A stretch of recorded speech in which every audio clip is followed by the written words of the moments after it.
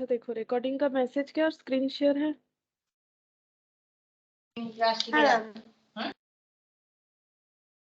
अच्छा देखो हम लोग सब्सिडियरी बुक्स पढ़ रहे थे यहाँ पर और इलास्ट्रेशन 3 तक हम लोगों ने कंप्लीट किया था। अभी हम लोग इलास्ट्रेशन 4 से स्टार्ट करेंगे, लेकिन उसके पहले देखो ये वाला हम लोगों ने कंप्लीट कर लिया था यहाँ तक 1,92,100 और इसका मैंने पोस्टिंग भी दिखा दिया कि कैसे करके पोस्ट करना चाहिए। अब देखते हैं यहाँ पर हमें क्या पढ़ना है। नेक्स्ट देखो यहाँ पर बोला है पोस्टिंग द सेल्स बुक। तो सेल्स बुक में कैसे पोस्ट करना है वो यहाँ पर लिख के बता दिया था, वो मैंने लास्ट क्लास में भी बोला था, जिसको मैंने तुम लोग को यहाँ पर करके दिखा दिया था। ठीक है ये वाला। अच्छा चलो अब हम लोग ये देखते हैं सेल्स रिटर्न बुक या फिर रिटर्न इनवर्ड बुक क्या होता है। तो नाम से ही पता चलेगा। देखो सेल्स रिटर्न मतलब अगर हम लोगों ने कुछ सेल किया है एज ए बिजनेस ऑर्गेनाइजेशन और अगर हमारे कस्टमर ने हमें वो रिटर्न कर दिया प्रोडक्ट, ठीक है, तो उसे हम लोग बोलते हैं सेल्स रिटर्न या फिर इसको बोला जाता है रिटर्न इनवर्ड बुक या फिर सिंपल रिटर्न भी बोल सकते हैं। If customer frequently return the goods sold to them it would be convenient to record the returns in a separate book। ठीक है, तो बेटर ये होगा कि हम लोग इसे अलग बुक्स में रिकॉर्ड करें। इसका रीजन भी मैंने बताया था क्यों हम लोग सब्सिडियरी बुक्स बनाते। वैसे तो जर्नल करने से ही होता, लेकिन सब्सिडियरी बुक इसीलिए बनाया जाता है ताकि जो टास्क है वो लोगों में डिस्ट्रीब्यूट हो, एक ही अकाउंटेंट के ऊपर सारे रिस्पॉन्सिबिलिटीज ना आ जाए, करेक्टली हो काम और लेस एरर हो, इस वजह से करते हैं। तो अगर और कौन कौन सा एंट्री हमें अलग अलग बुक्स में रिकॉर्ड करना चाहिए, ऑब्वियसली वही जिसका ट्रांजैक्शन ज्यादा होता है। तो परचेज सेल का अगर ट्रांजैक्शन ज्यादा होता है तो उसका रिटर्न भी होगा, मतलब सेल्स रिटर्न भी हम लोगों को रिकॉर्ड करना पड़ सकता है क्योंकि सेल्स ज्यादा हो रहा है तो रिटर्न भी हो सकता है उसके साथ साथ, which is named as sales return book और रिटर्न इनवर्ड बुक। सीधा सा बात है, कस्टमर अगर हमें कुछ रिटर्न कर दे रहा है तो उसे हम लोग अगर हम लोग सब्सिडियरी बुक्स जो है वो मैनेज करते हैं तो हमें उसे सेल्स रिटर्न बुक में ही दिखाना चाहिए। The ruling of the book is similar to the purchase और सेल्स बुक। रूल्स इसका वैसा ही है जैसे परचेज बुक या सेल्स बुक में था, यानी सिर्फ और सिर्फ क्रेडिट सेल का। नॉर्मली देखो रिटर्न किस चीज का ऑकर्ड हो सकता है, आज के डेट पे ऑनलाइन में देखें तो हम लोग पेमेंट कर देते हैं, कैश परचेज कर लेते हैं, आफ्टर दैट भी रिटर्न करते हैं तो हमें रिफंड मिल जाता है। लेकिन ये बहुत पहले ऐसा बात नहीं था, ठीक है, उसके पहले रिटर्न नहीं होता था इस तरह से। जो मतलब नॉर्मली क्रेडिट सेल पे ही रिटर्न जो है अलाउड होता था। एक बार कैश सेल हो जाता है फिर मान लो हमें क्या बोला जाता है, ठीक है आपको पसंद नहीं आया, आप प्रोडक्ट वापस कर दीजिए, पैसा जमा रहने दीजिए, बाद में इसमें हमारे दुकान से कुछ और खरीद लीजिएगा, ठीक है। लेकिन आज के डेट पे ऐसा नहीं होता है। ऑनलाइन के जमाना आने के बाद ऐसा हुआ है कि रिटर्न हो जाता है, ठीक है, मतलब रिटर्न के साथ साथ पैसा भी वापस मिल जाता है। अब यहाँ पर बोला है the following assumed figure will illustrate this, मतलब एक छोटा सा यहाँ पर एग्जांपल दे रखा है जिससे हमें रिटर्न बुक को बता रखा है। अब देखो रिटर्न इनवर्ड, ठीक है, इसका मतलब ही सेल्स रिटर्न, जो रिटर्न हमारे पास लौट के आ रहा है। तो जो रिटर्न प्रोडक्ट हमारे पास आ रहा है ऑब्वियसली वो हम लोगों ने किसी को दिया होगा, किसको दिया होगा, कस्टमर को, इसीलिए रिटर्न इनवर्ड बुक बोला जाता है। यहाँ जस्ट एक एग्जाम्पल दिया है, इसका कुछ क्वेश्चन सम्स नहीं दिया है। सुनील बैंक एंड कंपनी बोल के किसी कोई कस्टमर था, उन्होंने रिटर्न कर दिया। क्या रिटर्न किया है, 6 copies double entry bookkeeping by TS Grewal @7। तो 6 × 7 या ये बुक्स है, ठीक है, ये एक राइटर है, ठीक है, अकाउंट्स का बुक्स वगैरह लिखते हैं। तो इनका 6 कॉपीज जो है वो रिटर्न हो गया, 6 × 7 रुपीज करके था, यानी 42 रुपीज का रिटर्न हो गया। ट्रेड डिस्काउंट दिया गया था, मतलब सेल इतने में किया गया था तो रिटर्न भी इतने में ही बुक करना पड़ेगा, 37.80।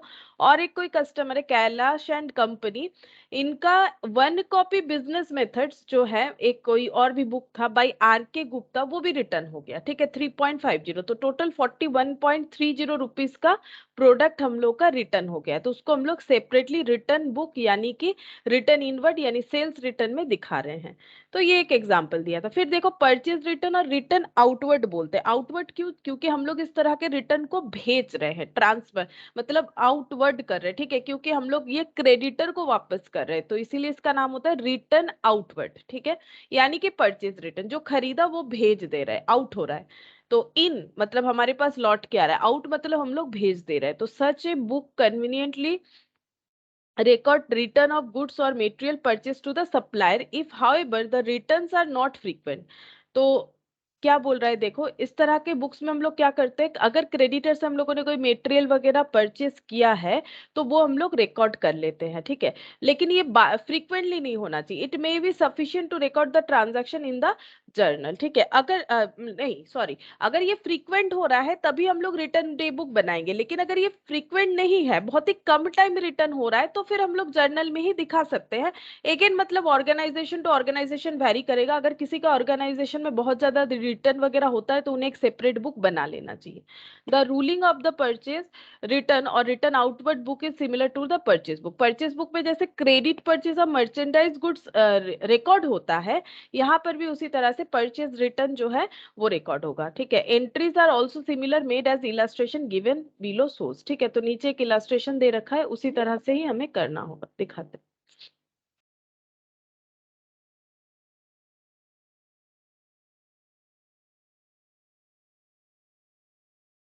Good evening Sahil. Good evening ma'am. देखो यहाँ पर जस्ट एक रिटर्न आउटवर्ड बुक का डिटेल्स दे रखा है। क्या दे रखा है, रिटर्न आउटवर्ड का मतलब ही हम लोगों को क्रेडिटर को कुछ रिटर्न करना है। तो प्रीमियर इलेक्ट्रिक कंपनी, तो प्रीमियर इलेक्ट्रिक कंपनी बोल के कोई सप्लायर होगा जिनसे हम लोगों ने कुछ ना कुछ खरीदा होगा। क्या खरीदा है, वो रिटर्न किया है। हम लोगों ने कोई उषा सीलिंग फैन खरीदा होगा, उषा कंपनी होती है ना, उषा कंपनी का सीलिंग फैन। ये पहले बहुत ज्यादा फेमस था, आज के डेट पे तो ये कंपनी उतना फेमस नहीं, जो भी हो। तो उषा सीलिंग फैन जो है वो ए रिटर्न हुआ है 36 इंच का, ठीक है, 175 रुपीज वाला। मोहन इलेक्ट्रिक कंपनी, इनको भी रिटर्न किया गया है 10 आयरन हीटर्स, और ये डिस्काउंट में मिला था 135 से 135 का ही हम लोगों ने रिटर्न कर दिया, मतलब 310 रुपीज का रिटर्न हुआ है, ठीक है। तो इससे ये पता चल रहा है कि ये जो ऑर्गेनाइजेशन है ये इलेक्ट्रॉनिक्स चीज ही बेचती होगी, तभी सप्लायर से इलेक्ट्रॉनिक्स चीज ही खरीदा है और उसको बाद में रिटर्न भी किया है, ठीक है। और यहाँ पर जो है इनका बुक्स का बिजनेस होगा, क्योंकि ये यहाँ पर दिख रहा था हमें बुक्स वगैरह जो है वो कस्टमर ने रिटर्न किया है, तो इनका बुक्स का बिजनेस होगा। अच्छा, अब क्या बोला है, posting of the return book. तो पोस्टिंग कैसे होगा, सिमिलर इस तरह से, ठीक है, जैसे पोस्ट अकाउंट बना के हम लोग पोस्ट करेंगे। यहाँ पर लैंग्वेज में लिखा हुआ है, जरूरी नहीं है इसका, हमें जो है यहाँ पर कैलकुलेट करके पोस्टिंग करने आना चाहिए, ठीक है। तुम लोग चाहो तो थोड़ा सा इसे बाद में पढ़ सकते हो। ये देखो यहाँ पर हम बता देते हैं एक बार क्या बोला है। देखो, the sales return book will show the total of the return made by the customer.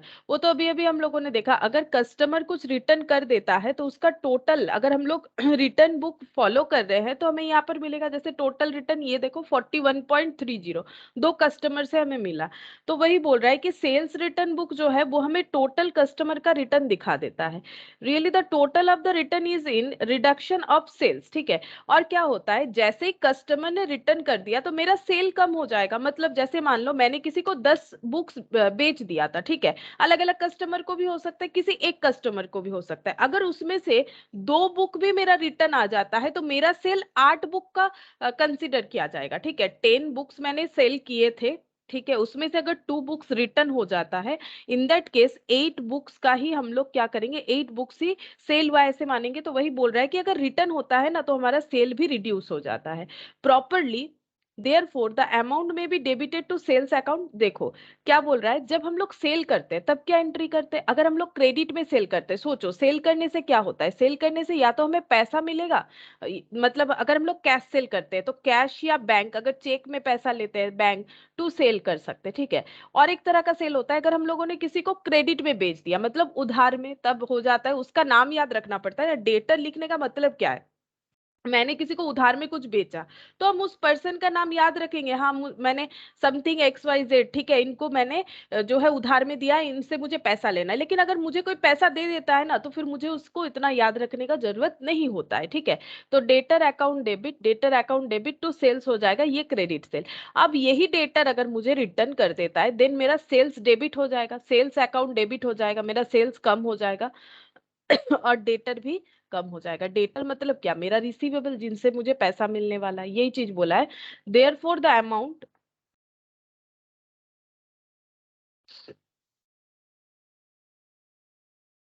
यहाँ पर बोला है therefore the amount may be debited to sales account. ये देखो सेल्स अकाउंट में डेबिट कर देंगे जितना रिटर्न हुआ। Usually a separate account called return inward book is open and the total of the sales return is debited to this account. तो हम लोग सेल्स रिटर्न बुक में इसे डेबिट कर देंगे टू डेटर बोल के। The customer who have return the goods are credited with the respective account. ये लैंग्वेज में बोला है, इसको पोस्ट करेंगे ना तो समझ जाएंगे। कोई क्वेश्चन आएगा तो पोस्ट करने से बहुत ही इजीली समझ में आएगा कि कहाँ डेबिट हो रहा है कहाँ क्रेडिट हो रहा है।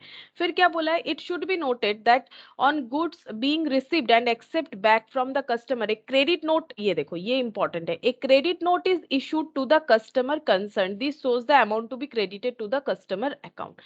क्रेडिट नोट क्या होता है, अगर तुम लोग कभी ऑनलाइन में कुछ खरीदते हो फिर उसे रिटर्न जनरेट करते हो, अगर कभी नहीं देखा इस बार करोगे तो देखना, कुछ भी ऑनलाइन में खरीदते हो फिर उसे रिटर्न करते हो तो वहां पर ना डिटेल्स लिखना पड़ता है, कौन सा प्रोडक्ट रिटर्न कर रहे हो, उसका रीजन क्या है, ठीक है। और बाकी ना हमें फिलअप नहीं करना पड़ता है, बाकी जो है ऑटो फिलअप ही रहता है, जैसे कि डेट कब रिटर्न करे ये कर रहे हैं, ठीक है।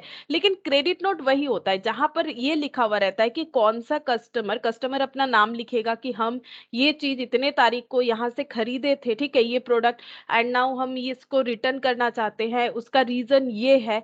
तो नॉर्मली अगर देखोगे तो मैंने प्रैक्टिकली जो देखा है कि मिंत्रा वगैरह में अगर कभी भी कुछ ड्रेस वगैरह खरीदते हो और उसको मान लो रिटर्न करते हो ना, तो वहां पर सिर्फ रीजन दिखाने से ही होता है कि हम इसे रिटर्न करना चाहते हैं और पैसा कैसे लेना चाहते हो, रिफंड जनरेट कर दो, ठीक है। अब पैसा बैंक में लेना चाहते हैं या फिर कुछ और तरीका, ये सब ऑप्शंस रहता है, बाकी कुछ नहीं रहता है। लेकिन बाकी पढ़ के देखो तुम लोग, वहां पर यही सारा चीज रहता है कि कौन सा प्रोडक्ट रिटर्न हो रहा है, कब परचेज किया गया था, कितने का था और कब रिटर्न हो रहा है, ठीक है।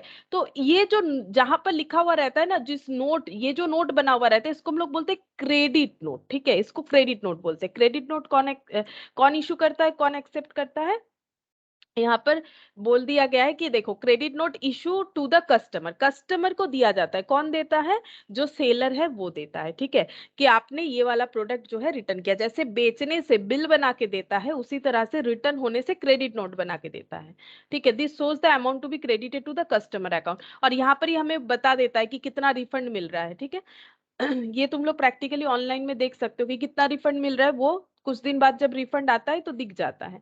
Similarly when goods are return to the supplier, अगर हम लोग सप्लायर को गुड्स रिटर्न करें, नॉर्मली सप्लायर को कौन रिटर्न करता है, जो रिटेल बिजनेसमैन होते हैं, वो किसी और से, जैसे मान लो जो होलसेलर से प्रोडक्ट खरीद के रिटेल में बेचते हैं तो वो रिटर्न किसको करेंगे, होलसेलर को, वही उनके सप्लायर होंगे। अगर हम लोग सप्लायर को कुछ गुड्स रिटर्न कर रहे हैं तब वो हमें क्या इशू करते हैं, will issue the necessary credit note also, the firm returning the goods will issue a debit note to the supplier। अब इस केस में देखो, अगर सप्लायर है, सप्लायर को हम लोग क्या कर रहे हैं, रिटर्न कर रहे हैं, ठीक है, सप्लायर को हम लोग रिटर्न कर रहे हैं। हम लोग कौन है, हम लोग इसका मतलब हो जाएंगे कौन, रिटेलर, ठीक है। हम लोग एक रिटेलर है, अपने सप्लायर को गुड्स रिटर्न कर रहे हैं, तो उस केस में सप्लायर की तरफ से देखो तो हम लोग उसके क्या हो जाएंगे, हम लोग उसके कस्टमर हो जाएंगे, ठीक है। और हमारे तरफ से देखें तो ये हमारा क्रेडिटर है, ठीक है।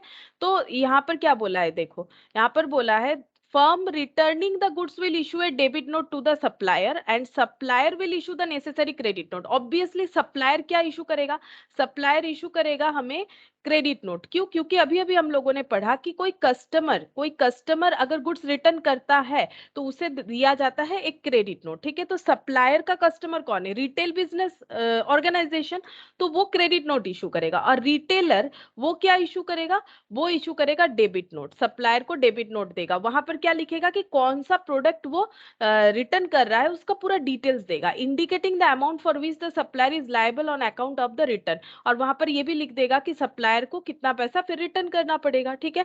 मतलब इतना तुम लोग को याद रखना है, मेन जो पॉइंट जो यहाँ पर पूछा जा सकता है, क्रेडिट नोट क्या होता है, डेबिट नोट क्या होता है, कौन इशू करता है। तो सिंपल बात है, क्रेडिट नोट और डेबिट नोट दोनों ही रिटर्न के केस में जनरेट होता है। क्रेडिट नोट हमेशा कौन इशू करेगा, क्रेडिट नोट इशू करेगा सेलर, डेबिट नोट कौन इशू करेगा, डेबिट नोट इशू करेगा कस्टमर, ठीक है। डेबिट नोट कौन इशू करेगा, कस्टमर इशू करेगा। कस्टमर ये बताएगा कि हम लोग क्या रिटर्न कर रहे हैं, और सप्लायर ये बताएगा कि हम क्या, सप्लायर ये बोलेगा कि मेरे पास क्या रिटर्न आ रहा है, ठीक है। तो जो सेलर है, सेलर जो है, सेलर क्रेडिट नोट इशू करेगा, और जो परचेजर है मतलब जो कस्टमर है वो डेबिट नोट इशू करेगा, ठीक है। और रहता क्या है, दोनों में ही डिटेल्स रहता है, रिटर्न प्रोडक्ट का डिटेल्स, अमाउंट, डे, ठीक है, ये सब चीज लिखा हुआ रहता है। फिर क्या बोला है, the total return book shows the total return made, ठीक है, रिटर्न बुक में टोटल रिटर्न का दिखाता है, रिटर्न आउटवर्ड में, आउटवर्ड मतलब इनवर्ड मतलब हमारे पास रिटर्न आ रहा है तो वो कस्टमर से आ सकता है, रिटर्न आउटवर्ड मतलब हम लोग रिटर्न भेज रहे हैं तो वो सप्लायर को भेज सकते हैं। The amount can be credited to the purchase account but in practice it is credited a separate account called purchase return और रिटर्न आउटवर्ड अकाउंट। मतलब क्या बोल रहा है, देखो बोल रहा है कि अगर हम लोग रिटर्न करते हैं तो उस केस में हम लोग ऐसे भी तो लिख सकते थे, जब हम लोग परचेस करते हैं तब हम लोग लिखते हैं परचेस टू क्रेडिटर। अब यहाँ पर बोल रहा है कि अगर आप रिटर्न कर रहे हो तो आप रिवर्स एंट्री भी तो डाल सकते थे, क्रेडिटर टू परचेस, लेकिन यहाँ पर बोल रहा है नहीं, वही बोल रहा है, देखो हम लोग यहाँ पर इसको परचेस अकाउंट में क्रेडिट कर सकते हैं, लेकिन नॉर्मल जो एक अकाउंट्स का रूल्स होता है ना, वहां पर परचेस फिर नहीं लिखा जाता है, उसको लिखा जाता है परचेस रिटर्न, उस अकाउंट का नाम बदल दिया जाता है, ठीक है, या फिर रिटर्न आउटवर्ड लिखा जाता है, सिंपल सा बात है, इसका रिवर्स डालेंगे तो ही तो हमारा रिटर्न जनरेट हो जाएगा। लेकिन यहाँ पर बोल रहा है कि नहीं, हम लोग यहाँ पर अकाउंटिंग में मतलब इन प्रैक्टिस जो है वहां पर हम लोग इस अकाउंट का नाम परचेज के जगह जब खरीदते हैं देन परचेज लिखते हैं, जब रिटर्न करते हैं तब उसको परचेज को सिर्फ क्रेडिट ही नहीं करते हैं, परचेज रिटर्न बोल के एक नया अकाउंट जो है वो रेडी करते हैं, या फिर रिटर्न आउटवर्ड बोल के। The supplier whose name appears in the books have received the goods so their account have to be debited. अब बोल रहा है कि जो सप्लायर रिटर्न जिनको रिटर्न किया जाएगा उनका नाम वहां पर दिखा देंगे, जब थोड़ी देर पहले एग्जांपल देखा था हम लोगों ने, so their accounts have to be debited, अब उनका अकाउंट डेबिट करना पड़ेगा। ये देखो क्रेडिटर, क्रेडिटर मतलब ही सप्लायर, उनका अकाउंट डेबिट हो गया। अब नीचे यहाँ पर एक क्वेश्चन दे रखा है देखो, और बोला है post them into the ledger. Question ये है कि Rajendra Prakash and son 136 Usha ceiling fan, बोला है कि ट्रेड डिस्काउंट दे रखा है।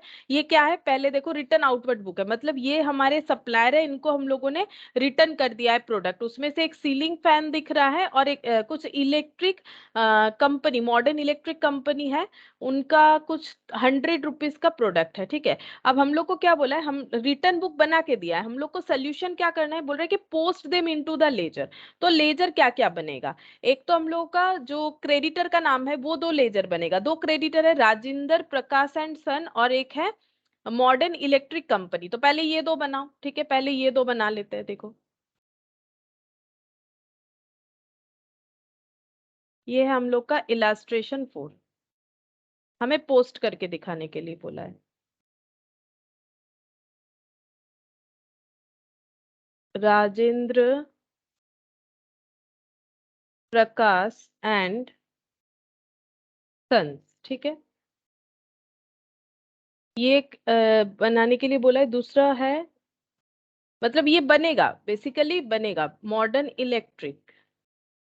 ये लेजर क्यों बन रहा है, क्योंकि अगर हम लोग सब्सिडियरी बुक नहीं भी बनाते तो भी तो हमें कस्टमर का सॉरी क्रेडिटर का लेजर तो बनाना ही पड़ता, क्योंकि रिटर्न का एंट्री क्या होता है, क्रेडिटर अकाउंट डेबिट, और ये दो अलग अलग नाम है, दो अलग क्रेडिटर है, दो अलग सप्लायर है, टू परचेज रिटर्न होता है, ठीक है। और एक क्या बनाएंगे, परचेज रिटर्न या फिर रिटर्न आउटवर्ड, एक ही बात है, परचेज रिटर्न या फिर रिटर्न आउटवर्ड का लेजर, रिटर्न आउटवर्ड।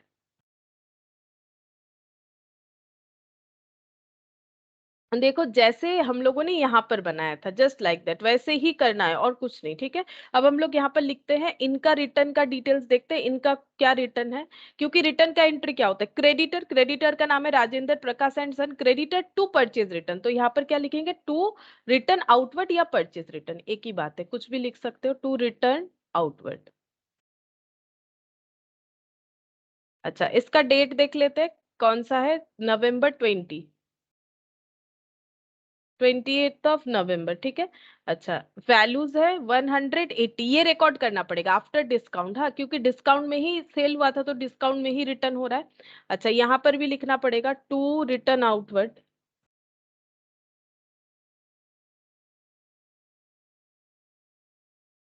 ये डेट देख लेते हैं, 30 नवंबर है, 100 रुपीज। अच्छा और रिटर्न आउटवर्ड में क्या लिखेंगे, रिटर्न आउटवर्ड में हमें टोटल दिखाना पड़ेगा, ठीक है। ये नवंबर का एंड का बन रहा है अकाउंट, तो यहाँ पर दिखाएंगे बाई सन्ड्रीज, सन्ड्रीज मतलब हमें इंडिविजुअली नाम लिखने का जरूरत नहीं होता। ये देखो लास्ट दिन भी हम लोगों ने लिखा था, टोटल एज पर भी लिख सकते हो या सन्ड्रीज भी लिख सकते हो। By total as per return outward book भी लिख सकते हो, वो भी चलेगा, ठीक है।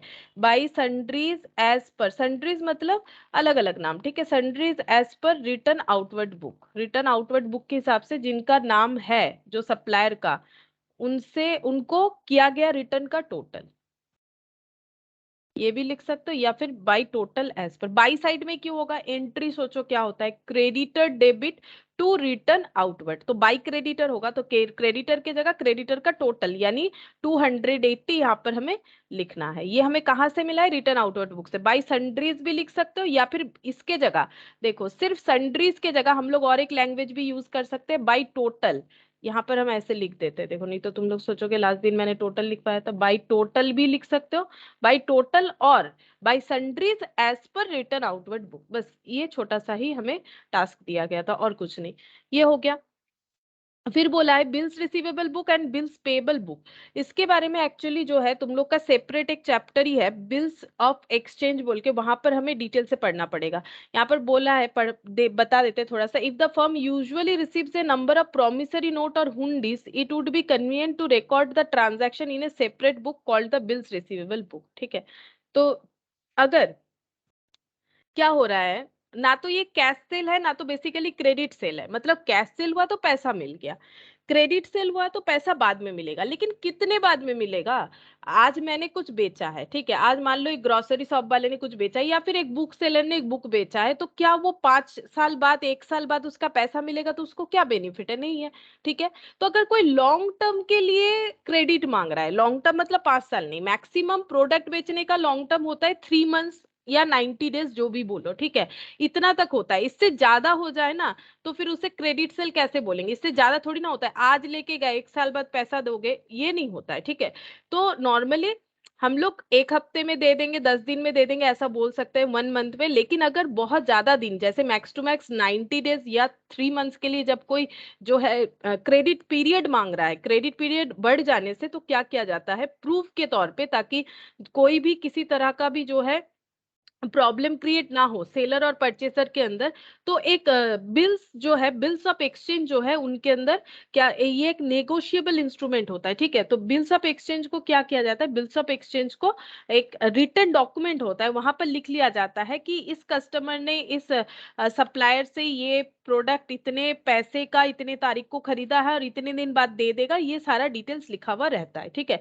तो यही बोल रहा है कि अगर फर्म को बहुत ज्यादा प्रॉमिसरी नोट या फिर हुंडीज मिलते ही जा रहा है, तो ये अच्छा होगा कि हम लोग उसके लिए एक बिल्स रिसीवेबल बुक्स ही अलग से बना ले, जहां पर हम लोग इस तरह का रिकॉर्डिंग कर सके। सिमिलरली प्रॉमिसरी नोट्स और हुंडीज आर फ्रीक्वेंटली इशूड, या फिर अगर फर्म ही प्रॉमिसरी नोट या हुंडीज को इशू कर रहा है, बिल्स पेबल, ये तुम लोग डिटेल्स में पढ़ोगे, बिल्स ऑफ एक्सचेंज में हम इसे डिटेल्स में बता देंगे, ठीक है। अभी इसके बारे में कुछ है नहीं तो ज्यादा इसको बोल नहीं रहे, बिल्स ऑफ एक्सचेंज जब करेंगे इसके बाद ही करेंगे, तो बता देंगे, ठीक है। अच्छा, अब देखो यहाँ पर क्या बोल रहा है। एक सेकंड, ये कहाँ चला गया, हाँ ये देखो, यहाँ पर क्या बोला है, cash transaction are recorded in the cash book, ये मैंने बता दिया था। Importance of journal, credit purchase of goods और material are recorded in the purchase book, ये भी मैंने बताया था जब हम लोग सब्सिडियरी बुक स्टार्ट किए थे। Credit sales of goods are recorded in sales book, return from customer are recorded in the sales return, आज ही पढ़ा। Return to supplier entered in the purchase return book, ठीक है। फिर क्या बोल रहा है, bill transaction are entered in the bills receivable और पेबल बुक, तो ये कुछ भी नया नहीं पढ़ा, ये सब हम लोगों ने पढ़ लिया था। इफ these are maintained, ठीक है, apart from the transaction mentioned above there are some entries which have to be recorded। बोल रहे ये सारे ट्रांजैक्शन के अलावा भी ऐसे कुछ ट्रांजैक्शन हो सकते हैं जिसे हमें रिकॉर्ड करना पड़ता है, जो हम लोग जर्नल प्रॉपर में करते हैं। जो मैंने तुम लोग को स्ट्रक्चर लिखवाया था वहां पर मैंने लिखवा दिया था, ये ही वाला पॉइंट मैंने छोटा छोटा इतना इलाबोरेट नहीं किया, मैंने कंसाइज फॉर्म में तुम लोग को लिखवा दिया था कि कैश बुक में क्या एंट्री होता है, परचेस बुक में क्या होता है। लास्ट में जर्नल प्रॉपर में मैंने लिखा था जो एंट्री कहीं नहीं आएगा वो जर्नल प्रॉपर में आएगा, वही चीज यहाँ पर बोला है, ठीक है।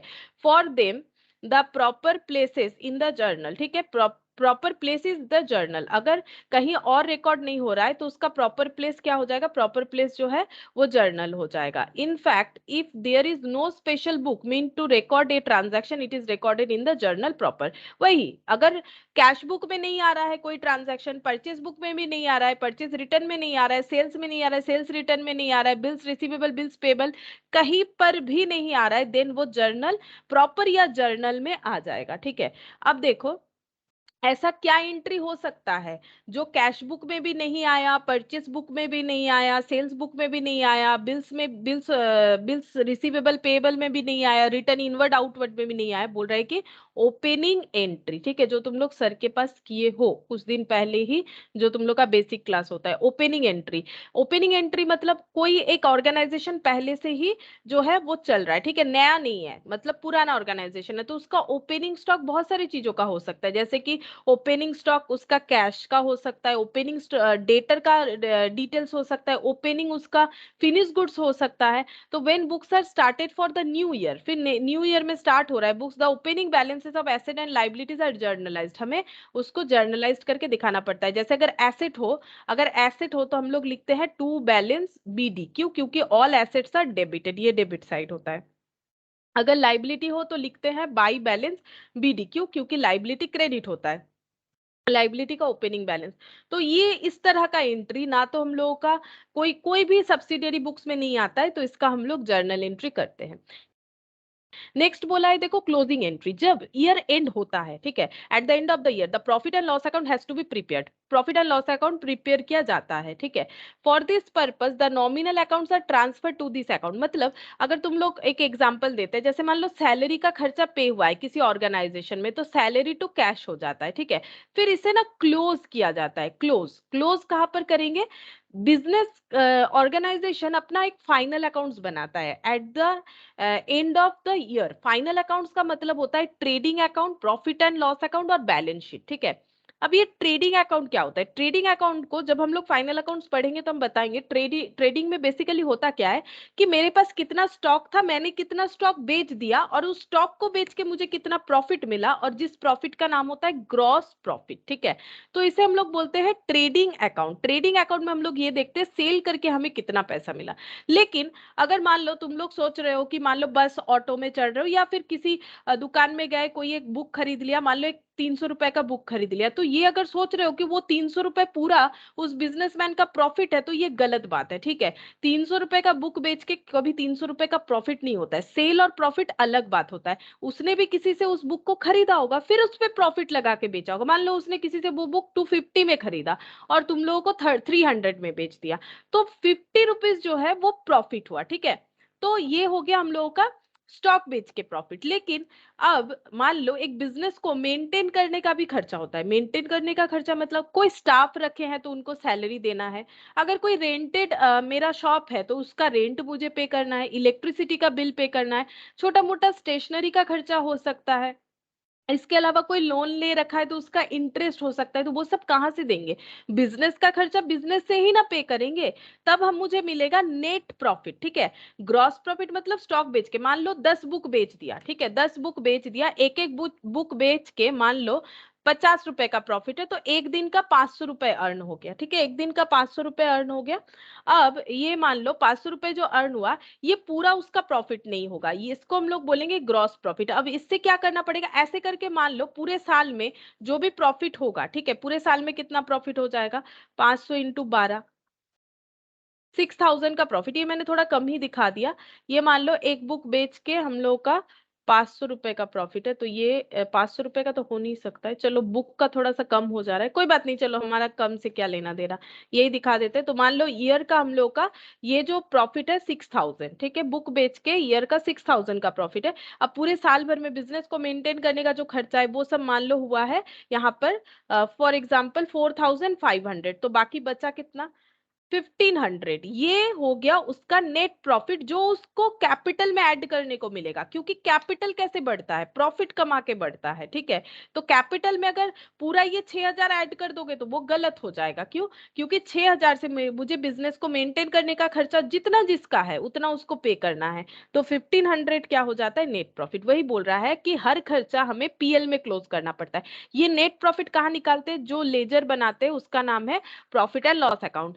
ग्रॉस प्रॉफिट जहां निकालते हैं उस लेजर का नाम होता है ट्रेडिंग अकाउंट। ये सब तुम लोग डिटेल्स में पढ़ोगे फाइनल अकाउंट्स में, ठीक है।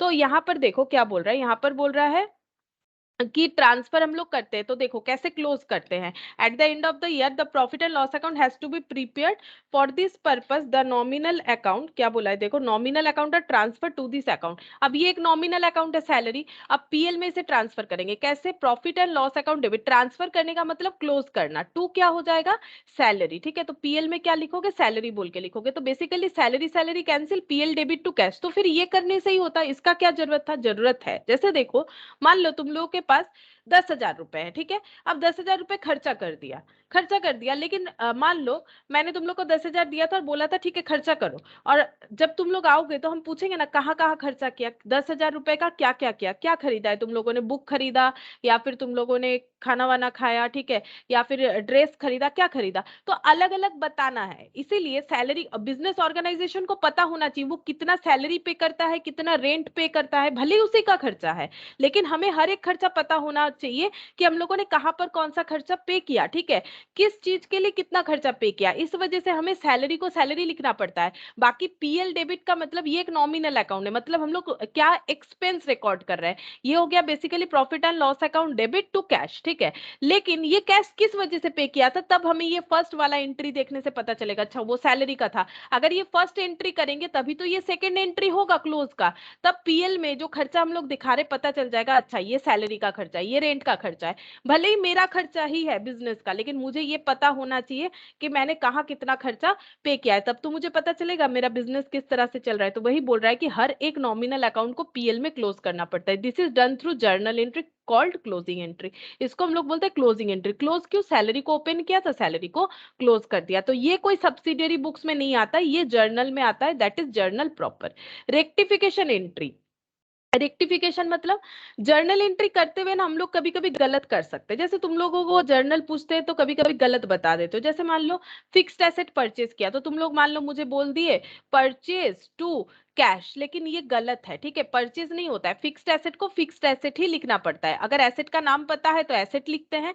क्यों, यहाँ पर एसेट जैसे मान लो मशीनरी है, ठीक है, फर्नीचर है तो वो लिखेंगे। इसका रीजन ये होता है कि परचेज अगर दिखा रहे तो वो स्टॉक माना जाता है, दैट इज करेंट एसेट, और ये फिक्स्ड एसेट होता है। दोनों में फर्क क्या है, फिक्स्ड एसेट हम लोग मोर देन 1 ईयर के लिए यूज करते हैं और वो रीसेल के लिए नहीं होता है, सबसे बड़ा बात है ये। और जो स्टॉक हम लोग खरीदते हैं ना वो रीसेल के लिए खरीदते हैं, ठीक है। अगर किसी का बुक का स्टोर है तो वो बुक्स खरीद के क्या करेगा, बेचने के लिए खरीद रहा है। लेकिन अगर हम बुक जाके, मान लो मुझे एक अकाउंट्स बुक का जरूरत है, मैंने जाके खरीद लिया, मैंने बेचने के लिए थोड़ी ना खरीदा है, मेरे लिए वो फिक्स्ड एसेट की तरह ही हुआ।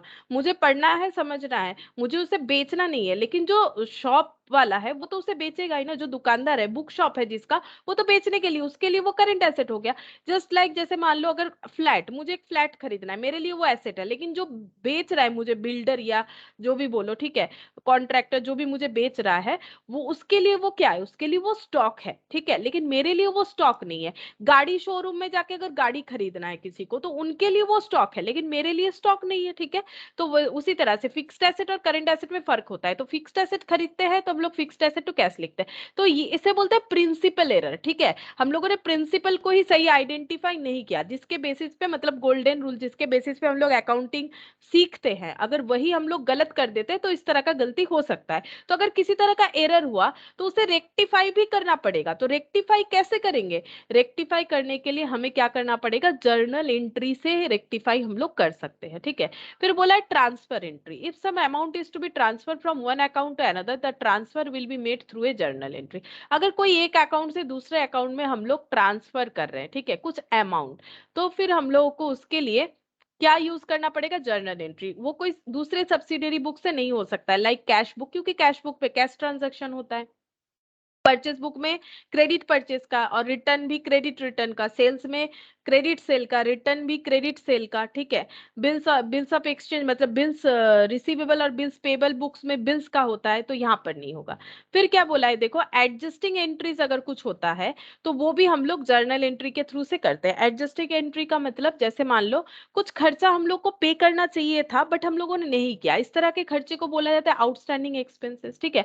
मान लो मैंने एक स्टाफ रखा है, उनको सैलरी देते हैं हम 10,000, ठीक है। 10,000 रुपए तो मुझे 12 महीने का देना चाहिए था उनको, 1,20,000, लेकिन मैंने 10 मंथ्स का ही दिया उनको, 10 मंथ्स का 1 लाख दिया, लेकिन ईयर एंड हो गया, सोचो ईयर एंड हो गया, इसका मतलब मैंने 20,000 अभी तक नहीं दिया जो मुझे देना चाहिए था। एक्सपेंसेस इनकर्ड, इनकर्ड का मतलब पे करने का टाइम हो चुका है, जा चुका है time, but not yet paid, उसको बोलते हैं आउटस्टैंडिंग। प्रीपेड का मतलब हम लोगों ने एडवांस मान लो 3 मंथ्स का रेंट दे दिया, हमें देना था रेंट 1 मंथ का, हम लोगों ने और भी 3 मंथ्स का दे दिया, तो ये क्या हो गया, ये हो गया prepaid expenses, expenses paid in advance for some period in the future. Interest on capital, the interest on proprietor's investment in the business entity investment and depreciation. ये क्या बोला है, इंटरेस्ट ऑन कैपिटल। कभी कभी क्या होता है, प्रोप्राइटर जो है, प्रोप्राइटर मतलब सोल प्रोप्राइटर, जो खुद अकेले बिजनेस करता है, क्योंकि बिजनेस का 3 मेन फॉर्म होता है, एक होता है अकेले कर लो, एक होता है किसी मतलब पार्टनरशिप में कर लो, मतलब कुछ लोग मिलके कर लो, एक होता है कंपनी फॉर्मेट में कर लो जहां पर बहुत ज्यादा लोग होते हैं, ठीक है। तो प्रोप्राइटर का मतलब हो गया जो अकेले बिजनेस कर रहा है, तो वो क्या कर सकते हैं, कभी कभी वो ऐसा रूल्स अपने ऊपर इंप्लाई कर सकते हैं कि हम अपना जो कैपिटल इन्वेस्ट किए हैं बिजनेस में, क्योंकि बिजनेस और प्रोप्राइटर सेपरेट होता है, ठीक है। जो बिजनेस है वही प्रोप्राइटर है ऐसा नहीं माना जाता है, ठीक है।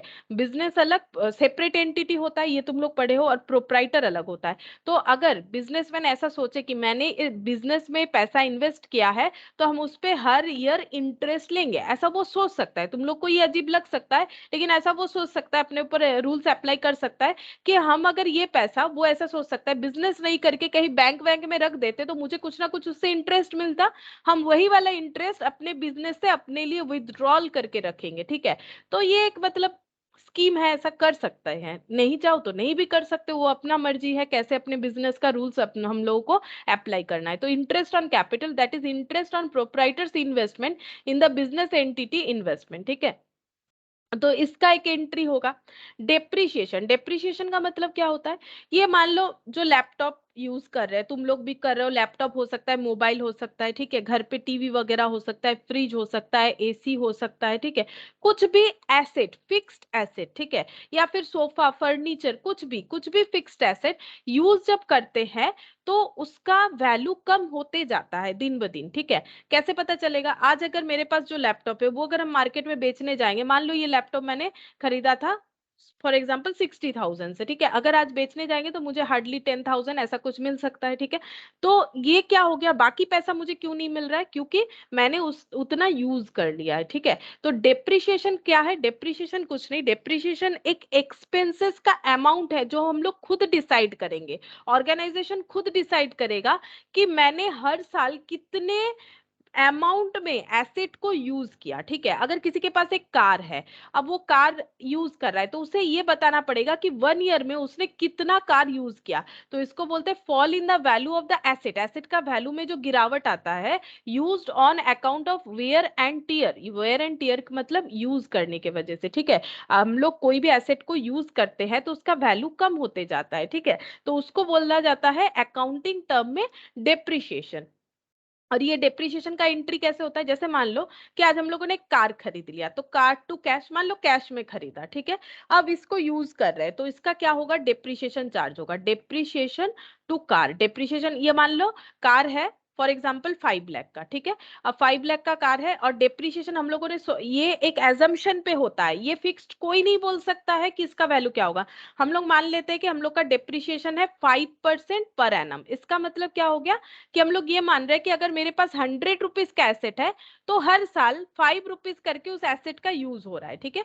तो 5 लाख का अगर एसेट है, 5 लाख, ठीक है, तो उस पे अगर हम लोग 5% डेप्रिशिएशन चार्ज करते हैं तो उसका वैल्यू आ जाता है 2500, ठीक है। हाँ 2500, तो डेप्रिसिएशन 2500 टू कार 2500, मतलब कार का वैल्यू 5 लाख माइनस 2500 हो जाएगा नेक्स्ट पीरियड के लिए। तो ये सब एंट्री देख सकते हो, ये ना तो कैश बुक में जाने वाला है, ना तो ये कोई सेल परचेज है कि परचेज सेल में चला जाएगा, ना तो रिटर्न है कि परचेज सेल रिटर्न में चला जाएगा, ना तो बिल से रिलेटेड है। तो इस तरह का एंट्री, इस तरह का सारा एंट्री जो है वो हम लोग का आ जाता है जर्नल प्रॉपर में, यानी सिंपल जिसको बोलते हैं journal entry. For all these journal entries are necessary. अच्छा, इसके अलावा भी दिया है entries on dishonour of bill. अगर बिल डिसऑनर होता है, जैसे चेक डिसऑनर होता है ना, मतलब चेक तो मैंने मान लो ड्रॉ करके दे दिया, ठीक है, चेक इशू कर दिया किसी को, किसी को मुझे 10,000 पे करना था, मैंने चेक में पे करने का सोचा, चेक साइन करके दे दिया, लेकिन मैंने बैलेंस उतना मेंटेन किया ही नहीं मेरे बैंक अकाउंट में कि उसको पैसा मिल जाए, तो उसको बोला जाता है चेक डिसऑनर हो रहा। उसी तरह से बिल्स ऑफ एक्सचेंज, जैसे मैंने बोला कि एक रिटन डॉक्यूमेंट होता है जहां पर लिखा हुआ रहता है कि इस कस्टमर ने मेरे से कुछ ज्यादा दिन के लिए क्रेडिट मांगा, तो मैंने इस पे बिल्स ड्रॉ किया है, और उस बिल को एक्सेप्ट करना पड़ता है, कस्टमर को साइन करना पड़ता है, और बोलना मतलब साइन करने का मतलब ये प्रूव्ड है कि वो 3 मंथ्स बाद 2 मंथ्स बाद जो भी डीलिंग हुआ है इतने दिन बाद इस अमाउंट को पे कर देंगे, ठीक है।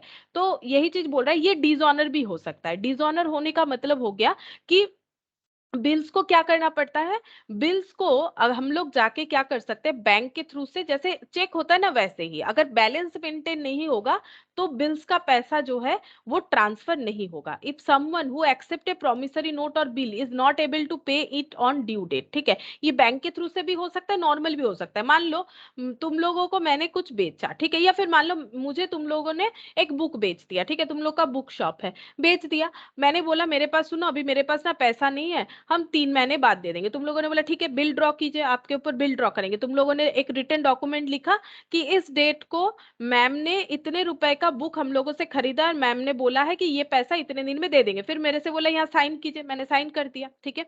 अब जस्ट 3 मंथ्स बाद तुम लोग बोल रहे हो मुझे पैसा दे दीजिए। अब हम बोलेंगे मेरे पास पैसा नहीं है, अभी हम नहीं दे सकते, ठीक है। तो जब मैंने ऐसा बोल दिया, मतलब जब ड्यू डेट आया, ड्यू डेट का मतलब जिस दिन पेमेंट करना था और मैंने ना कर दिया, तो इसको बोलते हैं डिसऑनर होना। हमेशा बैंक के थ्रू से, जैसे चेक तो बैंक के थ्रू से ही होगा, लेकिन बिल का अलग अलग कंसेप्ट होता है, जिसमें एक कंसेप्ट ये होता है कि कस्टमर से बोला जाता है कि आपका टाइम हो गया पेमेंट करने का, आप कर दीजिए। कस्टमर जाके जो है अब कैसे पेमेंट करेगा वो कस्टमर का मैटर है, ऑनलाइन पेमेंट करेगा, कैश पेमेंट करेगा, चेक पेमेंट करेगा, पेमेंट करने से ही हुआ, लेकिन नहीं करता है then it called dishonour of bill, ठीक है। तब उसका जर्नल एंट्री हम लोग कैसे करेंगे, नॉन पेमेंट और डिसऑनर।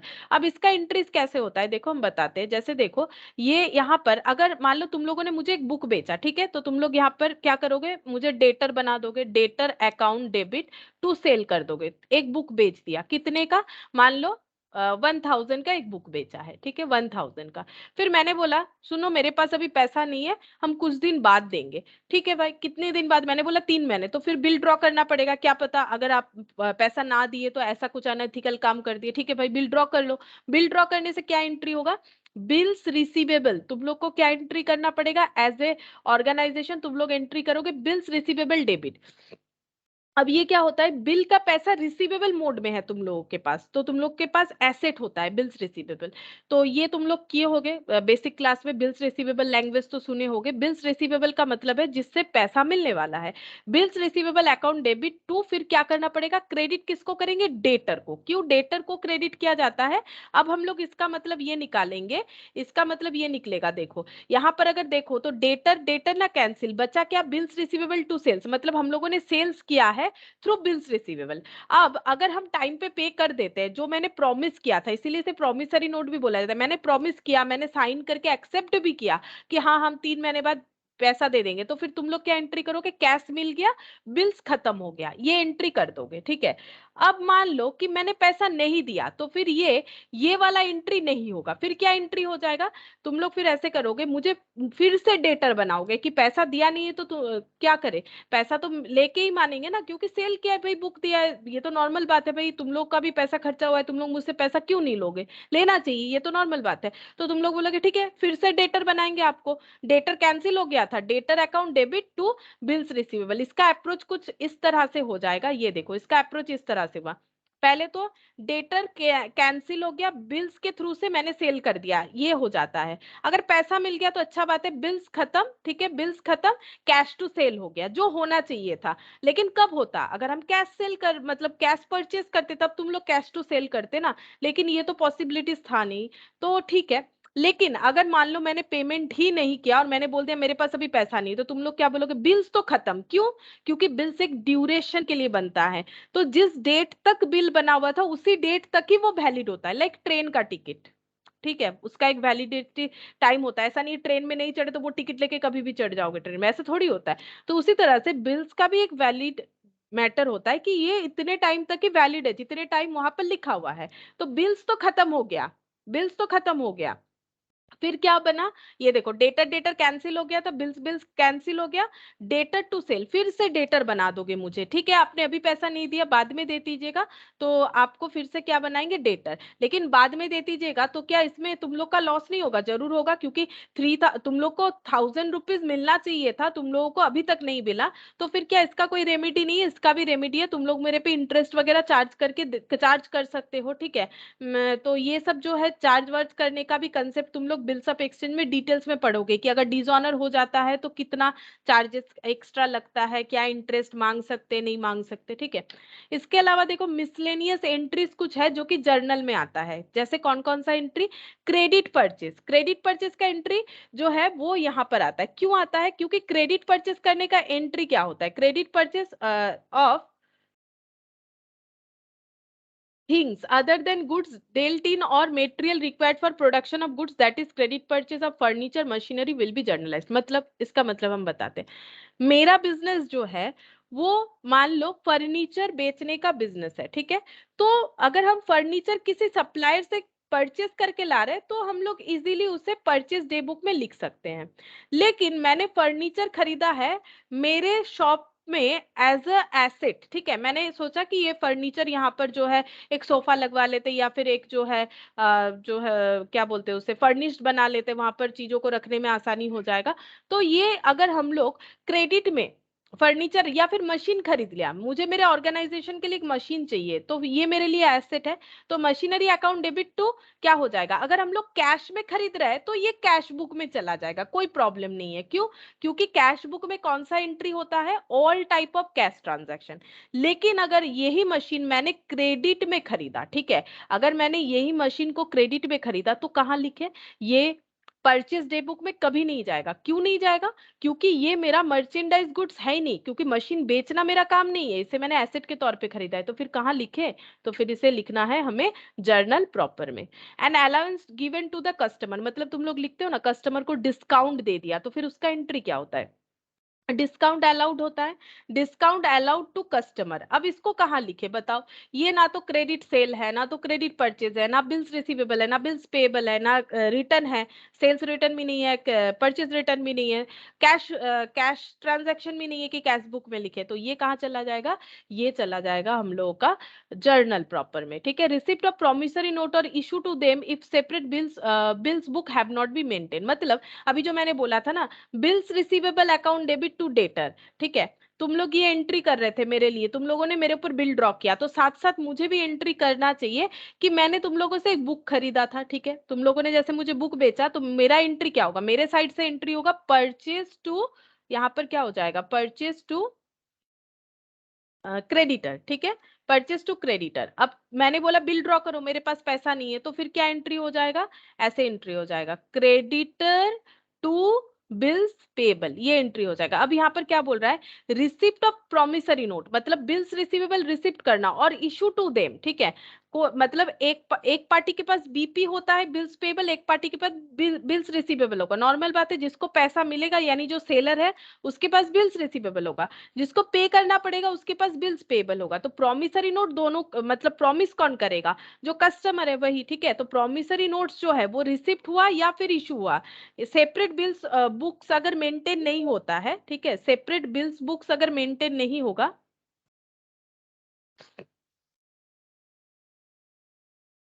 अगर हम लोग सेपरेट बिल्स बुक्स यानी बिल्स रिसीवेबल या फिर बिल्स पेबल बुक अगर कोई ऑर्गेनाइजेशन मेंटेन नहीं कर रहा है, इन दैट केस उसका एंट्री जर्नल के हिसाब से होगा, वही चीज बोल रहा है, ठीक है। अच्छा, फिर नेक्स्ट देखो क्या बोल रहा है, on an amount being irrecoverable, अगर कोई पैसा किसी से नहीं मिलेगा because of the customer being insolvent, मतलब हो सकता है कि किसी ने कुछ खरीदा था, ठीक है, अचानक से वो बैंकरप्ट हो गया, ठीक है, धीरे धीरे कोई भी रीजन है वो इंसॉल्वेंट हो गया, तो उससे तो और पैसा मिलेगा नहीं। इंसॉल्वेंट होने से कोर्ट डिक्लेयर कर देता है भाई ये पर्सन इंसॉल्वेंट हो चुका है, बैंकरप्ट हो चुका है, इससे कोई किसी तरह का ट्रांजैक्शन मत कीजिएगा, कीजिएगा तो आपका ही लॉस है, ये कभी पेमेंट नहीं कर पाएंगे। फिर क्या करता है, अगर उसका कुछ लाइबिलिटी होता है मार्केट में तो कोर्ट ऑक्शन करवा देता है, ठीक है, ऑक्शन करवा के उसका प्रॉपर्टी वगैरह बेच के जो भी जिसको पे करना है कर देता है। तो अगर अमाउंट रिकवरेबल नहीं है तो उस केस में जो एंट्री होगा वो हमारा कोई भी सब्सिडियरी बुक्स में नहीं जाता है, तो फिर उसका एंट्री क्या हो जाता है, उसका एंट्री हो जाएगा इस तरह से, ये देखो उसको हम लोग बोलते हैं बैड डेप्ट। मान लो किसी डेटर से मुझे और पैसा नहीं मिलेगा, ठीक है, तो हम लोग क्या बोलते हैं, बैड डेप्ट टू डेटर, मतलब मेरा डेटर कैंसिल हो गया। नॉर्मली डेटर कैंसिल होने का मतलब मुझे पैसा मिला, या पैसा नहीं मिला, क्यों नहीं मिला, बेचारा हो चुका है इंसॉल्वेंट, पैसा कहाँ से देगा, तो बैड डेप्ट बोलते हैं उसे, ठीक है। बैड डेप्ट का मतलब बैड डेटर, बैड डेप्ट का मतलब ऐसे डेटर जिनसे कभी और पैसा नहीं मिलेगा, ठीक है। Effect of accident such as loss of property by fire, मान लो गोडाउन में आग लग गया, ठीक है, तो जो स्टॉक था वो जल सकता है, किसी भी तरह का स्टॉक प्रॉपर्टी, ठीक है, अगर ये एक्सीडेंट में जल जाता है तो उसका क्या एंट्री होगा, वो तो लॉस हो गया। लॉस को हम लोग क्या बोलेंगे, जो स्टॉक चला गया है, ऐसे बोलेंगे ना। लॉस क्या होता है, लॉस हम लोगों का डेबिट होगा। डेबिट क्यों होगा, क्योंकि वो नॉमिनल अकाउंट है, ठीक है। तो लॉस ड्यू टू फायर ऐसे लिख सकते हैं, तुम लोग ये सब एंट्री कर चुके हो, loss due to fire debit to जो जल गया, ठीक है, टू स्टॉक, स्टॉक हो सकता है, स्टॉक जो जल गया, ठीक है, हम लोग इस तरह से दिखा सकते हैं। तो इसका एंट्री कहाँ करें, ये तो बाकी सब्सिडियरी बुक्स में फिट नहीं हो रहा है, क्योंकि बाकी सब्सिडियरी बुक्स का क्या रूल्स है वो तो हम लोगों ने पहले ही देखा। फिर बोल रहा है transfer of net profit to capital account, जैसे मैंने बोला था जो नेट प्रॉफिट है वो कैपिटल में जोड़ लेंगे कि इस साल बिजनेस में कितना, अब कैपिटल में जोड़ेंगे, प्रॉफिट है तो कैपिटल बढ़ेगा, कैपिटल बढ़ने का मतलब है कैपिटल को क्या करना है, क्रेडिट करना है, और नेट प्रॉफिट को ट्रांसफर करना है, तो नेट प्रॉफिट अकाउंट डेबिट। तो इस तरह का एंट्री किसी सब्सिडियरी बुक्स में फिट नहीं होता है, तो ये सब जो कहीं फिट नहीं होगा वो हम लोग का जर्नल प्रॉपर में जाएगा। तो ये कुछ पॉइंट्स हमें दे दिया है, ठीक है, इससे तुम लोग का एक जर्नल भी मैंने रिवीजन करवा दिया कि कैसे होता है। ये सब लाइन बाय लाइन याद रखने का जरूरत नहीं है, कंसेप्ट क्लियर है तो तुम लोग खुद बता सकते हो कि ये एंट्री कहाँ जाएगा, ठीक है।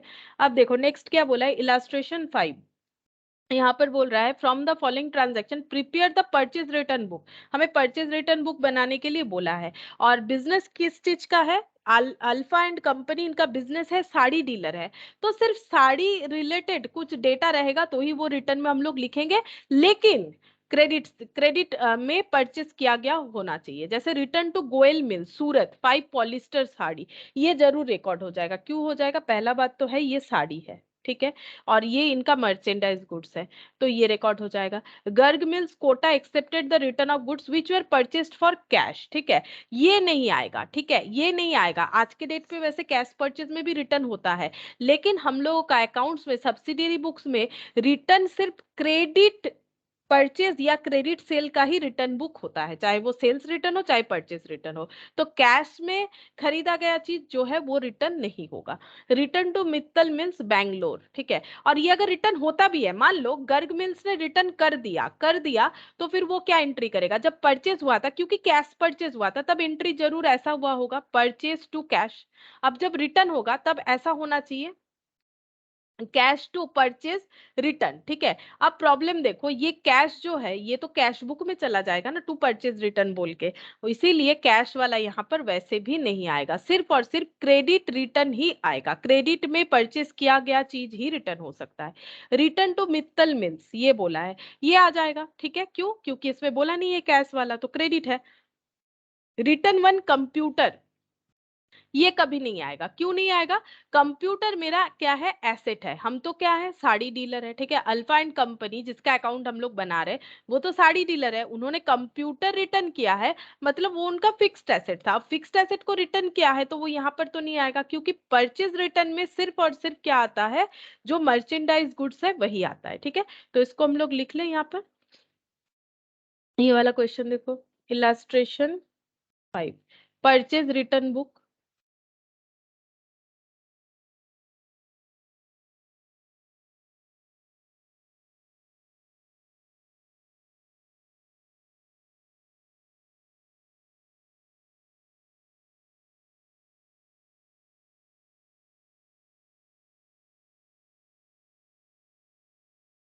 Date,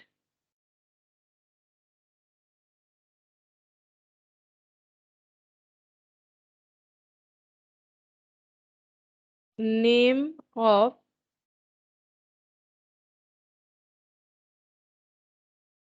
supplier. ठीक है, तो दो रिटर्न रिकॉर्ड करेंगे। एक हो जाएगा 4 जनवरी का 101। देखो डेबिट नोट था ना, डेबिट नोट कौन इशू किया होगा? डेबिट नोट इशू किया होगा सप्लायर। ठीक है, सप्लायर ने इशू किया होगा, तो यहाँ पर सॉरी डेबिट नोट कस्टमर ने इशू किया होगा, तो यहाँ पर 101 हो गया, लिख देते हैं। ये हो गया गोयल मिल्स सूरत। गोयल मिल सूरत 5 पॉलिस्टर साड़ी 1000 करके 5000। और ये वाला 100 टू 16,000।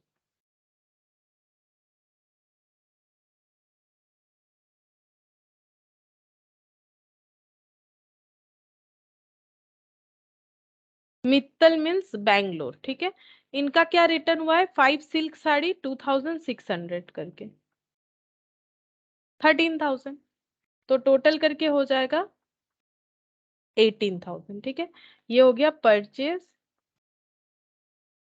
रिटर्न। ठीक है, ये परचेज रिटर्न हो गया। बस और कुछ नहीं था। ये वाला चैप्टर हम लोग का यहाँ पर बड़ा बड़ा जो क्वेश्चन था कंप्लीट हो गया। अब कुछ ट्रू फॉल्स है, तुम लोग बता सकते हो, इससे तुम लोग का जो है थोड़ा सा नॉलेज जो है बिल्डअप हो जाएगा अच्छे से। ठीक है, जैसे देखो यहाँ पर बोला है transaction recorded in the purchase book includes only purchase of goods on credit transaction. बोलो ये सही है कि गलत है? बोल रहा है transaction record in the purchase book में जो ट्रांजैक्शन रिकॉर्ड होता है वो इंक्लूड करता है only purchase of goods on credit transaction. True और फॉल्स? बोलो, बोलना चाहोगे ट्रू और फॉल्स? ट्रू। True, correct. अच्छा, फिर बोल रहा है transaction regarding the purchase of fixed asset. ठीक से सुनो, फिक्स्ड एसेट परचेज हुआ है recorded in the purchase book. क्या परचेज बुक में फिक्स्ड एसेट परचेज करते हैं तो रिकॉर्ड होगा? परचेज बुक में क्या रिकॉर्ड होता है? अभी अभी हम लोगों ने देखा, साड़ी साड़ी बेच रहा है कोई, ठीक है, उसने फिक्स्ड एसेट भी खरीदा, उसने एक कंप्यूटर भी खरीदा, उसको डिटेल्स अकाउंट मेंटेन करना है, उसने सोचा कंप्यूटर खरीद लेते हैं, लेकिन बिजनेस साड़ी का करता है, तो क्या वो परचेज बुक में कंप्यूटर खरीदने का एंट्री कर सकता है? परचेज बुक किस लिए होता है? सिर्फ और सिर्फ क्रेडिट परचेज रिकॉर्ड करना है, लेकिन क्रेडिट से सिर्फ नहीं होगा, credit purchase of merchandise goods, यानी जिस चीज का वो बिजनेस करता है। तो यहाँ पर बोला है transaction regarding the purchase of fixed asset. अगर कोई फिक्स्ड एसेट खरीद रहा है अपने बिजनेस के लिए, क्या वो परचेज बुक में रिकॉर्ड करेगा? फॉल्स। फॉल्स, नहीं करेगा ना। Cash sales are recorded in the sales book. बोलो कैश में कुछ बेच दिया, क्या वो सेल्स बुक में रिकॉर्ड होगा?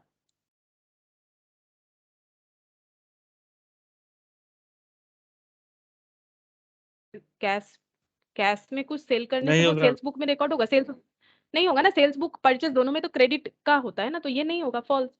Subsidiary books are known as the books of original entry.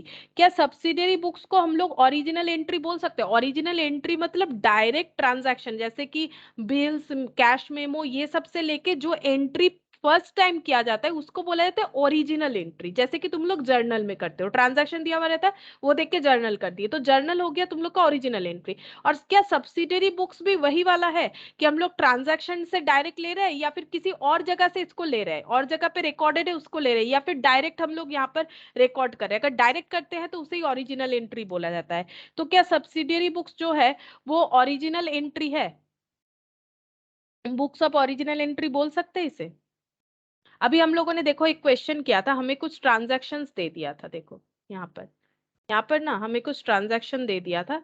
ये वाला तो ऑलरेडी बनाया हुआ था, ये देखो कुछ ट्रांजैक्शन दे दिया था, इससे हम लोगों ने फर्स्ट टाइम एंट्री किया, ठीक है, और क्या बुक बनाया, कौन सा सब्सिडियरी बुक्स बनाया? Purchase return book. और ये हम लोग डायरेक्ट कर रहे हैं इसे, इसीलिए क्या बोला जाता है? Books of original entry. ये देखो मैंने ये वाला चीज बताया था, यहाँ पर बहुत अच्छे तरीके से एक जो है स्ट्रक्चर बना के किया हुआ है, मैंने ये दिखाया था, दिखा देते हैं, ये देखो ये वाला चीज समझा देते हैं फिर से एक बार। ये देखो, ये देखो यहाँ पर दिखेगा तुम लोगों को सब्सिडियरी बुक्स कौन कौन सा है। सब्सिडियरी बुक्स मेनली ये सब है, purchase book, sales book, purchase return, sales return, bills receivable, bills payable, journal proper, ठीक है। और कैश बुक जो है वो भी सब्सिडियरी बुक्स है, लेकिन उसे हम लोग क्या बोलते हैं, कैश बुक को हम लोग सब्सिडियरी बुक्स के साथ साथ हम लोग क्या बोलते हैं, books of original principal books. ठीक है, प्रिंसिपल बुक्स मतलब बुक्स ऑफ ओरिजिनल एंट्री बोल सकते हैं। ठीक है, तो यहाँ पर देखो क्या क्या दे रखा है, प्रिंसिपल बुक्स में लेजर आ जाता है। ठीक है, इसके अलावा यहाँ पर देखो प्रिंसिपल बुक्स में कैश बुक आ सकता है। कैश बुक 3 तरह का होता है, ये अभी तक हम लोगों ने पढ़ा नहीं है, जब पढ़ेंगे तब देखेंगे। तो यहाँ पर हम लोगों को पूछा था सब्सिडियरी बुक्स जो है वो हम लोग जर्नल के, देखो एक्चुअली क्या करना है, क्या हम लोग जर्नल के बिहाफ में सब्सिडियरी बुक्स का यूज कर सकते हैं। अगर कोई भी सब्सिडियरी बुक्स जिसको हम लोग जर्नल के बिहाफ में यूज कर सकते हैं, जो करने के बाद हमें जर्नल करने का जरूरत नहीं है, डायरेक्ट लेजर, हम लोग सब्सिडियरी बुक से ही तो लेजर पोस्ट कर सकते हैं, है ना। तो सब्सिडियरी बुक्स जो है वो हम लोग का क्या काम कर सकता है, वो हम लोगों का ऑल्टरनेटिवली जर्नल के तरह ही तो काम कर सकता है। ये देखो यहाँ पर क्या बोला था, subsidiary books are known as books of original entry. इसका मतलब है क्या, सब्सिडियरी बुक्स जर्नल को सब्स्टिट्यूट करेगा, हाँ करेगा। हम लोग जर्नल की जगह ये लिख रहे हैं, फिर क्या कर रहे हैं, फिर उससे लेजर पोस्टिंग कर रहे हैं। ये देखो ना, हम लोगों ने यहाँ पर क्या किया, यहाँ पर हम लोगों ने डिटेल्स को लिखा टेबल फॉर्मेट में, फिर उसको पोस्ट कर दिया, मतलब विदाउट जर्नल लेजर कर लिया। तो ये इसको हम लोग बोल सकते हैं इस वजह से ओरिजिनल एंट्री। ठीक है, बुक्स ऑफ ओरिजिनल एंट्री इस वजह से बोला जाता है। अच्छा, अब देखो bills receivable books is a subsidiary books. बताओ बिल्स रिसीवेबल बुक्स क्या कोई सब्सिडियरी बुक्स है कि नहीं है। Bills receivable book is a subsidiary books, true और फॉल्स। बोलो, अभी तो दिखा है कितने सारे सब्सिडियरी बुक्स है, कॉपी में भी लिखा हुआ होना चाहिए। बोलो बिल्स रिसीवेबल बुक क्या है। True. ट्रू होगा। Return inward book is also known as purchase return book. Return inward और परचेज रिटर्न क्या एक बात है, सोचो। रिटर्न इनवर्ड मतलब हमारे पास लौट के प्रोडक्ट आ रहा है, ठीक है। परचेज रिटर्न मतलब हम लोगों ने जिनसे खरीदा था उनको अगर रिटर्न कर रहे हैं तो प्रोडक्ट आएगा नहीं, प्रोडक्ट जाएगा। तो क्या ये दोनों बात सेम है।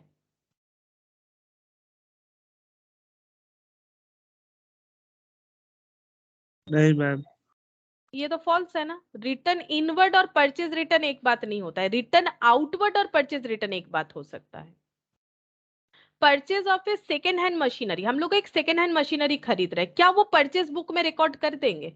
क्या परचेज बुक में सेकेंड हैंड मशीनरी रिकॉर्ड हो सकता है।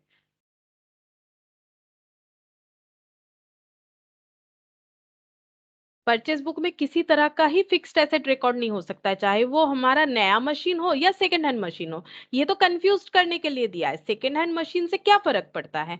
मशीन हम लोगों ने नया खरीदा या यूज्ड खरीदा, उससे कोई फर्क नहीं पड़ता है। लेकिन क्या हम लोग मशीन बेच रहे हैं, उससे फर्क पड़ता है। अगर हम लोग इस मशीन को फिर से बेचने वाले हैं, अगर ये मेरा स्टॉक है तो हम परचेज बुक में लिख देंगे। लेकिन अगर ये मेरा स्टॉक नहीं है तो नहीं लिखेंगे। तो मुझे तो बोला है मशीन खरीदे है, तो नॉर्मली कुछ नहीं बोलता है, तो मशीन तो फिक्स्ड एसेट होता है। अगर फिक्स्ड एसेट खरीदे हैं तो वो तो परचेज बुक में आ ही नहीं सकता है, तो ये क्या हो जाएगा, फॉल्स हो जाएगा। 8th number, total of sales return book is posted to the debit side of sales account. सोचो, सेल्स रिटर्न बुक का जो टोटल है वो debit side of sales account post होगा कि नहीं, उसका प्रूफ अभी दिखा देते। ये देखो, ये शायद एक सेल्स रिटर्न था, आई थिंक ये सेल्स रिटर्न नहीं, ये सेल्स बुक था। सेल्स रिटर्न, ये परचेज रिटर्न है। अच्छा, कोई बात नहीं, हम यहाँ पर दिखा दे रहे हैं total of sales return book. एक सेल्स रिटर्न बुक हुआ है और उसका टोटल हमें कुछ ना कुछ मिल जाएगा, जैसे यहाँ पर मिलता है। ये देखो, ये परचेज रिटर्न का टोटल मिला, उस तरह से हमें सेल्स रिटर्न बनाएंगे, सेल्स रिटर्न का मिल जाएगा। पोस्टेड टू द, अब मान लो हम लोग बना रहे सेल्स अकाउंट, सेल्स अकाउंट के किधर पोस्ट करेंगे सेल्स रिटर्न। पहला बात है रिटर्न का एंट्री क्या होगा, sales account debit to sales return होगा, ठीक है। टू सेल्स रिटर्न या टू रिटर्न आउटवर्ड होगा, सॉरी टू रिटर्न इनवर्ड होगा, सेल्स रिटर्न होगा। इस तरह से एंट्री होगा। अब हमें बोला है total of sales return book, sales return book से जो टोटल मिला है is posted to the debit side of sales account.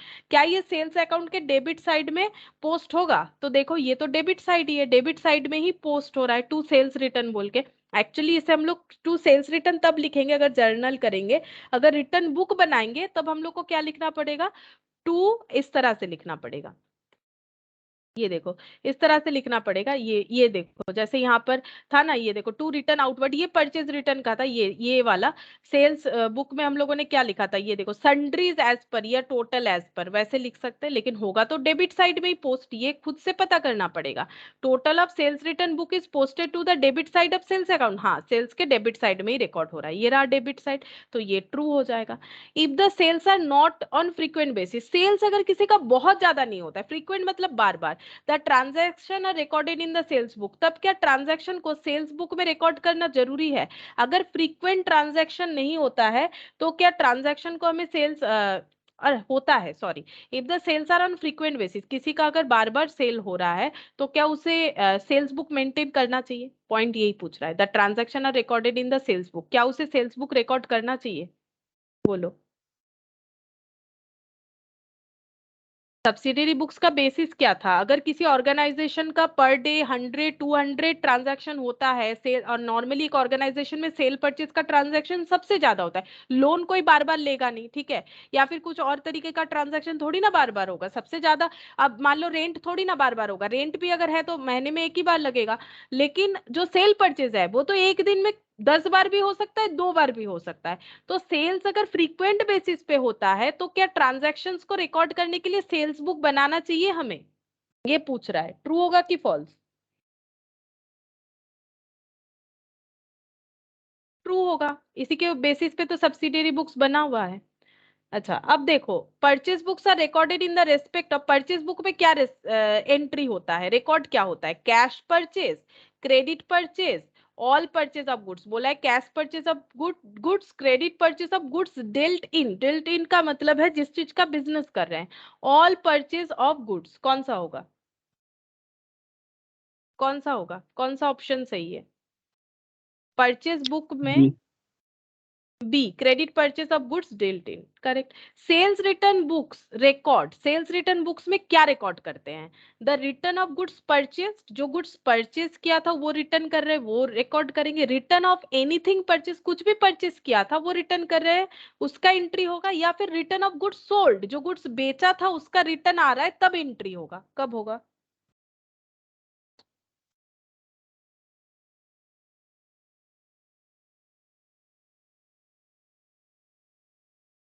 बोलो कब होगा? सेल्स रिटर्न मतलब क्या, सेल किया था रिटर्न हो गया, तो फिर इसमें से कौन सा होगा? ये तो पढ़ने से ही समझ में आएगा। मान लो एक बिजनेस कर रहे हो और कस्टमर को कुछ बेचा, जैसे मुझे बुक बेचा था, मैंने वो बुक रिटर्न कर Ma'am, दिया, C. सी, तब रिटर्न ऑफ गुड्स सोल्ड में रिकॉर्ड कर देंगे ना, ये तो पढ़ने से समझ में आ जाएगा। अच्छा फिर देखो बोल रहा है सेल्स बुक, सेल्स बुक क्या है? Is a part of journal, is a part of ledger, is a part of balance sheet. Sales book में, सेल्स बुक को हम लोग किस चीज का पार्ट बोल सकते हैं? ये जर्नल का पार्ट है, या फिर ये लेजर का पार्ट है, या फिर ये बैलेंस शीट का पार्ट है? बताओ। अभी अभी इसके बारे में थोड़ी देर पहले डिस्कस किया था, ये किस चीज का सब्स्टिट्यूट है? Sales book is a subsidiary book, subsidiary books बनाने से क्या नहीं बनाना पड़ता है? जर्नल नहीं बनाना पड़ता है, तो ये पार्ट ऑफ क्या हो जाएगा फिर? लेजर तो बनाना पड़ता है, लेजर पोस्टिंग तो करना पड़ेगा, और बैलेंस शीट में एसेट रिकॉर्ड होता है, ठीक है, सेल्स रिकॉर्ड नहीं होता है, बैलेंस शीट में एसेट लाइबिलिटीज रिकॉर्ड होता है। हाँ अगर सेल करके डेटा जनरेट हुआ जरूर रिकॉर्ड होगा, लेकिन ये पार्ट ऑफ क्या है?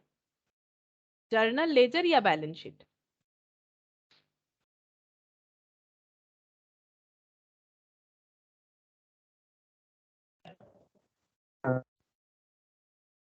जर्नल होगा, is a part of journal होगा ए, ठीक है, is a part of journal, क्योंकि ये जर्नल के जगह ही बनता है।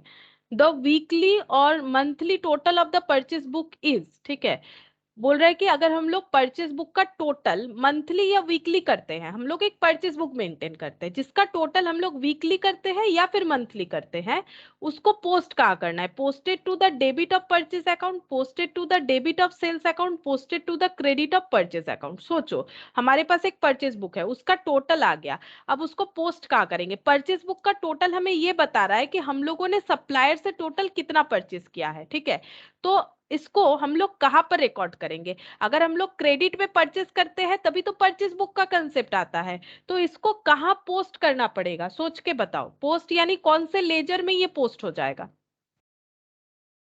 क्रेडिट परचेस का एंट्री सोचो ना, क्रेडिट परचेस का एंट्री क्या होता है? Purchase to creditor. अब हम लोगों ने इस जर्नल के जगह एक परचेस बुक ही बना डाला, जहां पर हम लोगों ने टोटल जो है दिखा दिया कि कितना हम लोग का परचेस हुआ है, ठीक है। तो अगर हमें ये एंट्री को, इस टोटल को हमें पोस्ट करना है, ये देखो प्रैक्टिकली हम लोग कर चुके हैं।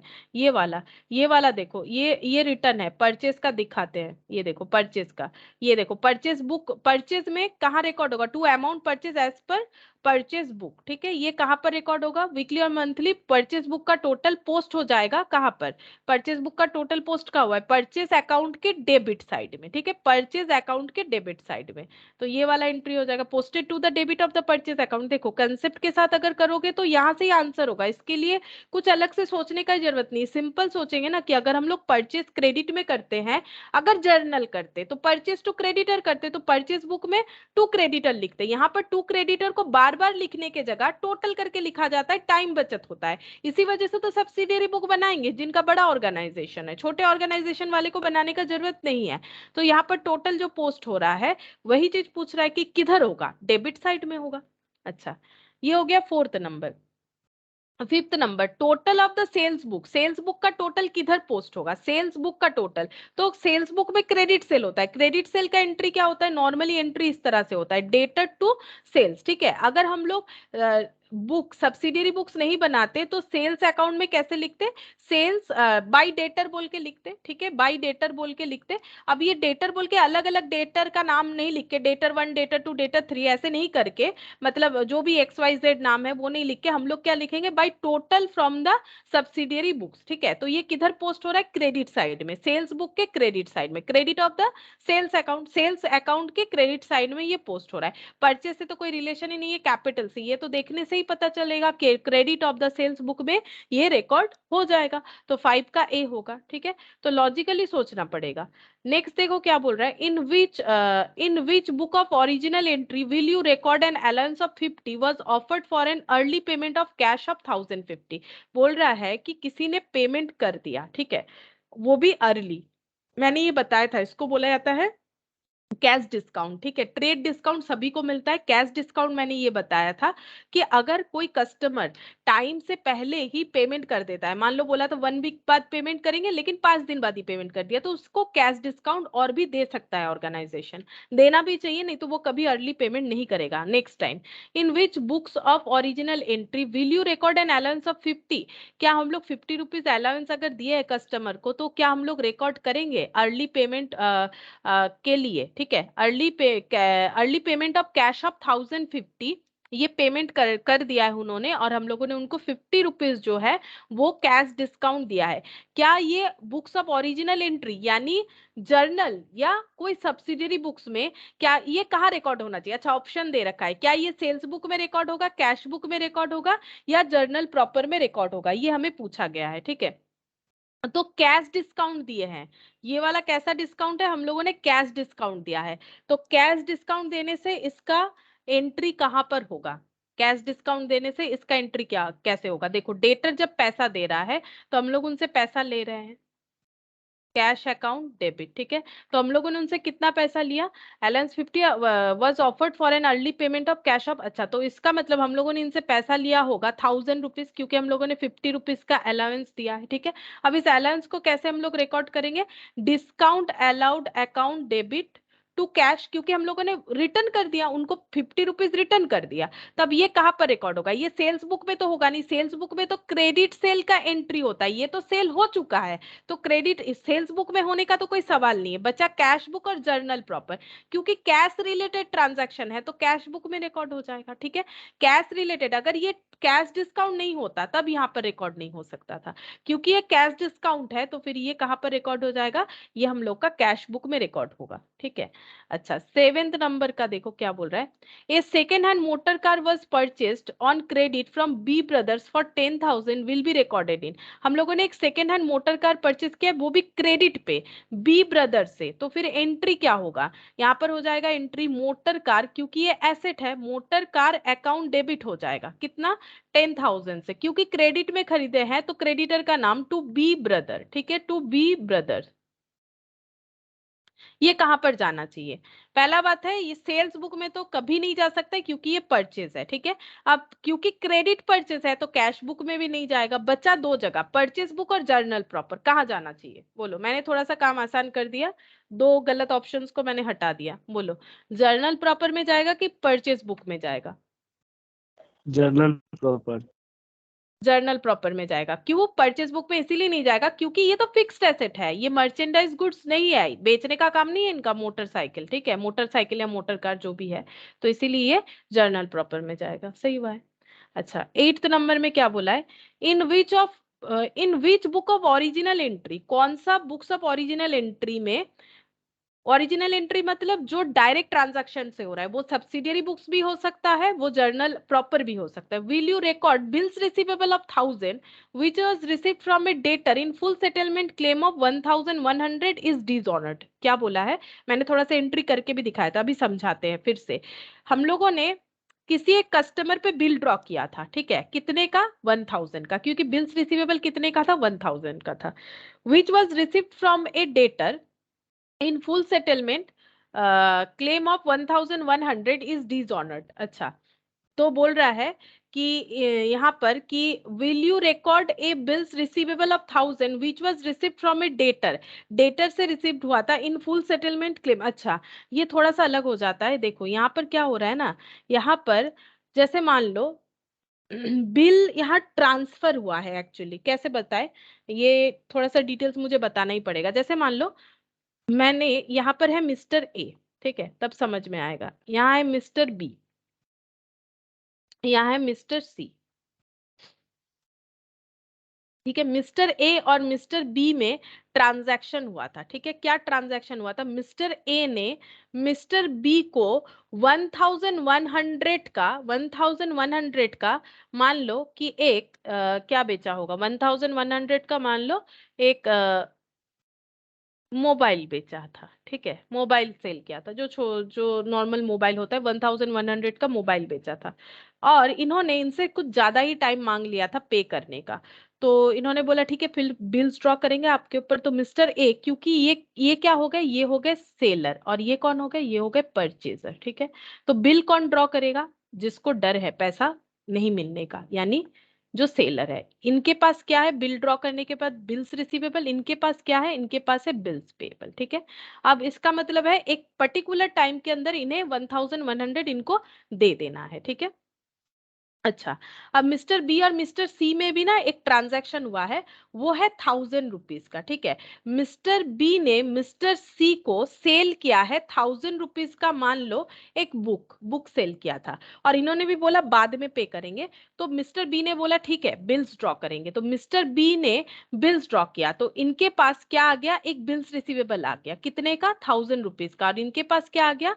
बिल्स पेएबल आ गया, कितने रुपीज का? 1000 रुपीज का। मतलब इन्होंने इनको बेचा मोबाइल, इन्होंने इनको बेचा बुक, और दोनों दोनों तरफ से ही क्या हुआ है? क्रेडिट हुआ है, बिल्स ड्रॉ हुआ है। अब क्या हुआ? अब देखो क्या होता है यहाँ पर। मिस्टर ए को पैसा मिलना चाहिए था, तो मिस्टर बी क्या बोल रहे हैं? आप ये मेरे पास ना एक 1000 रुपीज का बिल रिसीवेबल है, आप रख लो, ठीक है। क्या बोल रहा है कि आप मान लो मिस्टर ए बोल रहा है, याद दिला रहा है, कुछ दिन बाद आपको 1100 मुझे पेमेंट करना है, तो मिस्टर बी बोल रहा है आप एक काम कीजिए ना, मुझे थोड़ा सा डिस्काउंट दे दीजिए, आप मेरे पास एक बिल्स रिसीवेबल है 1000 रुपीज का, वो आप रख लीजिए, ठीक है। तो इसने क्या किया? इसने बिल्स रिसीवेबल ले लिया, कितने का? 1000 का, ठीक है, ले लिया। अब इसका मतलब क्या होता है? इसका मतलब ये है, वैसे ही तुरंत मिस्टर बी मिस्टर सी को इन्फॉर्म करेगा, क्या बोलेगा? सुनो मिस्टर सी, तुम मुझे जो 1000 रुपए देने वाले थे ना, वो अब मुझे मत देना, वो जाके ए को दे देना, ठीक है। क्योंकि मैंने तुम्हारा बिल्स रिसीवेबल उनको दे दिया, ट्रांसफर कर दिया, और मैंने मेरा पेमेंट को क्या कर दिया है? एडजस्ट कर दिया है। फिर से बताते हैं, इसको बोलते हैं एंडोर्समेंट, ठीक है, एंडोर्समेंट बोलते हैं कि मिस्टर सी अब तुम मुझे पेमेंट मत करो, तुम मिस्टर ए को कर देना, कितना? 1000 कर देना, ठीक है। अब देखो क्या बोल रहा है you will record a bills receivable of 1000 which was received from a debtor in full settlement for a claim of 1100। मतलब मिस्टर ए अपना डेटर मिस्टर बी से जो 1100 मिलने वाला था उसको सेटल कर दिया है 1000 में। बोल रहा है ठीक है तुम्हें 100 का डिस्काउंट दे देते हैं, तुम बिल्स रिसीवेबल दे दो, हम मिस्टर सी से रिकवर कर लेंगे। ठीक है, मिस्टर सी को पेमेंट कर देना है और मिस्टर बी का काम क्या है, वो मिस्टर सी को भी बता देगा कि तुम वो पैसा जो है टाइम आने पे मिस्टर ए को पे कर देना। लेकिन जब पेमेंट करने का टाइम आया तो मिस्टर सी ने बताया कि मेरे पास पैसा नहीं है। ये है कंडीशन। ठीक है, इन विच बुक, अब ऐसा कंडीशन कौन से बुक में एंट्री होगा, परचेज रिटर्न में, बिल्स रिसीवेबल में या जर्नल प्रॉपर में। ठीक है, ये पूछ रहा है। तो डिसऑनर का एंट्री पहले सोचो क्या होगा। जब मिस्टर ए ने, ये देखो हम तीनों का यहां पर लिख के दिखाते हैं, मिस्टर ए, मिस्टर बी और मिस्टर सी। ठीक है, हम तीनों का एंट्री करके दिखाते हैं। मिस्टर ए ने जब सेल किया तब उन्होंने एंट्री किया होगा, मिस्टर बी को सेल किया तो मिस्टर बी टू सेल्स। ठीक है, मिस्टर बी ने एंट्री किया होगा परचेज टू मिस्टर ए। ठीक है, फिर जब बिल्स ड्रॉ किया तो इन्होंने क्या होगा, bills receivable debit to mister B. ठीक है, और इन्होंने क्या होगा, mister A to bills payable. ठीक है, mister A to bills payable, ये एंट्री हुआ होगा कितने से, 1100 से। ठीक है, ये इनका बिल ड्रॉ हो गया, ये इनका बिल ड्रॉ हो गया, सिंपल। अच्छा, अब इनमें भी ट्रांजैक्शन हुआ, बी और सी में। सी ने क्या किया है, सी ने परचेस किया है तो सी क्या एंट्री करेगा, परचेस टू मिस्टर बी। ठीक है, फिर क्या हुआ, mister B to bills payable, कितना हो गया, 1000 1000। ठीक है, और इससे इनको कोई फर्क नहीं पड़ेगा। मिस्टर बी अगेन एंट्री करेंगे अपने तरफ से मिस्टर सी के लिए, जो है वो सेल वाला। ठीक है, फिर ये क्या एंट्री करेंगे, मिस्टर सी टू सेल्स, कितना, 1000 और हो जाएगा यहाँ पर bills bills receivable to mister C. ठीक है, bills receivable to mister C 1000 अब जब एंडोर्स हो रहा है, देखो ये एंट्री तो समझ गए होगे क्योंकि मैंने इतना बार तुम लोग को ये वाला एंट्री दिखाया भी है। अब जब एंडोर्स होगा, एंडोर्स का मतलब बिल मुझे ट्रांसफर करना है, मुझे पेमेंट नहीं करना है। मिस्टर ए को हम 1100 रुपए पेमेंट करने की जगह उनको बिल्स दे रहे हैं। ठीक है, तो मिस्टर ए बोलेगा ठीक है दे दो भाई। मिस्टर ए क्या एंट्री करेगा, मिस्टर ए बोलेगा हम अपने डेटर से पैसा नहीं लेके बिल्स ले रहे हैं, तो मेरे पास आता है बिल्स रिसीवेबल, वो लिख देंगे बिल्स रिसीवेबल। कितने का आया, 1000 का आया। ठीक है, अच्छा क्यों 1000 आया, मैंने तो 1100 का बेचा था, मैंने डिस्काउंट दे दिया, तो डिस्काउंट अलाउड डेबिट, जैसे तुम लोग करते हो डिस्काउंट अलाउड डेबिट 100 टू क्या हो जाएगा, टू मिस्टर टू यहाँ पर कैंसिल कर देंगे, क्या कैंसिल कर देंगे, बिल्स रिसीवेबल, बिल्स रिसीवेबल 1100। क्यों, नॉर्मली डेटर लिखते हो तुम लोग क्योंकि डेटर तो पहले कैंसिल हो चुका था, बिल्स के अगेंस्ट में बिल कैंसिल हो गया। और मिस्टर बी क्या बोलेगा, मैंने अपना बिल जो है वो एंडोर्स कर दिया तो मेरे पास से बिल्स रिसीवेबल चला गया, बिल्स रिसीवेबल डेबिट, कितने का बिल्स चला गया, 1000, और मेरा बीपी कैंसिल हो गया, बीपी कितने का है, 2 बीपी है 1100, तो फिर 100 का क्या हो जाएगा, 100 का डिस्काउंट रिसीव्ड हो गया 100। और मिस्टर सी के पास अभी मिस्टर सी को पेमेंट करना है, इनका भी कुछ नहीं हुआ, इन्होंने सेल,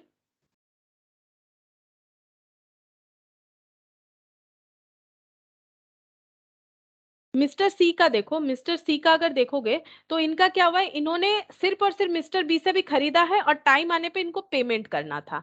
अब क्या हुआ, इनका पेमेंट फेलियर हो गया, तो डिसऑनर का एंट्री कौन रिकॉर्ड करेगा, डिसऑनर का एंट्री मिस्टर ए रिकॉर्ड करेगा। मिस्टर ए क्या बोलेगा कि मुझे पैसा मिलने वाला था 1000, मुझे नहीं मिला। ठीक है, तो वो क्या एंट्री करेंगे, वो पैसा किससे मांगेंगे, वो मिस्टर सी को जो है वो नहीं बोल सकते कि मिस्टर सी तुम मुझे पैसा दे दो, तुम मुझे पैसा दे दो, क्योंकि इनके साथ इनका कोई डायरेक्ट ट्रांजैक्शन हुआ ही नहीं है, इनके साथ मिस्टर बी का हुआ है। तो वो मिस्टर बी को इन्फॉर्म करेंगे भाई आपने जो बिल्स रिसीवेबल दिया था ना वो डिसऑनर हो गया, मतलब आपके पार्टी ने मुझे पैसा नहीं दिया। तो फिर मिस्टर बी क्या बोलेंगे, ठीक है पूछते हैं मिस्टर सी से, आप मुझे फिर से डेटर बनाइए, मुझे फिर से रिसीवेबल मोड में डाल दीजिए।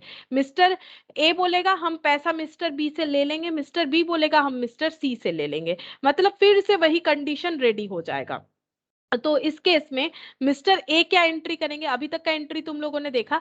अब डिसऑनर होने पे मिस्टर ए फिर से मिस्टर बी को क्या बनाएंगे, डेटर बनाएंगे, तो फिर वो ऐसे लिखेंगे मिस्टर बी अकाउंट डेबिट, पैसा तो मिला नहीं। ठीक है, और यहां पर क्या हो जाएगा, to bills receivable, bills receivable 1000 वाला कैंसिल हो गया, और जो डिस्काउंट दिया था ना, डिस्काउंट वो और नहीं देंगे, क्योंकि पैसा ही जब नहीं दिया टाइम पे तो वो डिस्काउंट कैसे, डिस्काउंट अलाउड को हम लोगों को यहाँ पर क्या कर देना है, क्रेडिट कर देना है। ये मिस्टर ए एंट्री करेंगे कि मुझे मिस्टर बी से 1000 रुपए मिलेगा और हम किसी तरह का उनको 1100 रुपए मिलेगा, हम किसी तरह का उनको डिस्काउंट नहीं देने वाले, ठीक है। ये इस तरह से हो जाएगा, वो डिस्काउंट को कैंसिल कर देंगे। अब हमें बोला ये डिसऑनर का एंट्री तो मिस्टर ए पास करेगा, तो डिसऑनर का एंट्री कहां पर रिकॉर्ड होगा, तो सीधा बात है, देखो ये परचेज रिटर्न तो है नहीं, यहाँ पर रिकॉर्ड होगा, ठीक है। और ये बिल्स रिसीवेबल बुक है और यहाँ पर जर्नल प्रॉपर दे रखा है, तो बिल्स रिसीवेबल बुक्स में ना सिर्फ बिल्स ड्रॉ का एंट्री किया जाता है जब बिल्स रिसीवेबल का एंट्री होता है, जैसे कि बिल्स रिसीवेबल टू डेटर और क्रेडिटर टू बीपी, ठीक है। तो रिसीवेबल में तो रिसीवेबल का एंट्री होगा, फिर डिसऑनर का कहाँ होगा, डिसऑनर का जर्नल प्रॉपर में होगा। आंसर तो आसान है, यहाँ से बता ही सकते हैं, क्योंकि बिल्स का आइटम कभी परचेस बुक में जाता नहीं है। हाँ, रिसीवेबल और इसमें कंफ्यूजन हो सकता था, लेकिन वो भी नहीं होगा। क्यों नहीं होगा, क्योंकि बिल्स रिसीवेबल बुक में सिर्फ और सिर्फ बिल्स रिसीवेबल का एंट्री होता है, जो बीआर का एंट्री होता है। ये है हम लोगों का जो है डिसऑनर का। अभी थोड़ी देर पहले हम लोगों ने वहां पर पढ़ा था कि डिसऑनर का एंट्री कहाँ पर होता है, जर्नल प्रॉपर में होता है। ये तुम लोग बिल्स में डिटेल्स में पढ़ोगे कि किस तरह से ये एंट्री होता है। अभी इस क्वेश्चन को समझाने के लिए मैंने बता दिया, नहीं तो तुम लोग को समझ में नहीं आएगा कि ये डिसऑनर कैसे हुआ, 1100 और 1000 में किस तरह से सेटलमेंट हुआ। तो बिल चाहे तो एंडोर्स भी कर सकते हैं हम लोग, ठीक है, इसीलिए दिया गया था। यहाँ पर कुछ थ्योरी क्वेश्चन है, सब्सिडियरी बुक्स किसे are normally used in business, किस तरह का सब्सिडियरी बुक्स बिजनेस में यूज किया जाता है। और यहाँ पर दे रखा है एडवांटेजेस ऑफ सब्सिडियरी बुक्स, जो कि मैंने लिखवा दिया था, ठीक है। तुम लोग इसको पीडीएफ को देख के पढ़ भी सकते हो बाद में। और एक छोटा सा क्वेश्चन है, ये करवा देते हैं तो सब्सिडियरी बुक्स कंप्लीट हो जाएगा। यहाँ पर बोला है एक सेल्स बुक बनाओ, ठीक है, सेल्स बुक बनाना है। और ये है इंजीनियरिंग लिमिटेड, कुछ बता रखा है ऑर्गेनाइजेशन का नाम। देखते हैं क्या क्या हम लोग का रिकॉर्ड हो सकता है। बस यही वाला लास्ट क्वेश्चन हम लोग का सब्सिडियरी बुक कंप्लीट हो जाएगा। बहुत ही आसान सा चीज है, तुम लोग रेडी कर लो, ठीक है। यहाँ पर sales book, date, particular, gross amount, trade discount, चाहो तो एक साथ भी कर सकते हो जैसे मैंने पहले भी बताया था, और नेट प्राइस।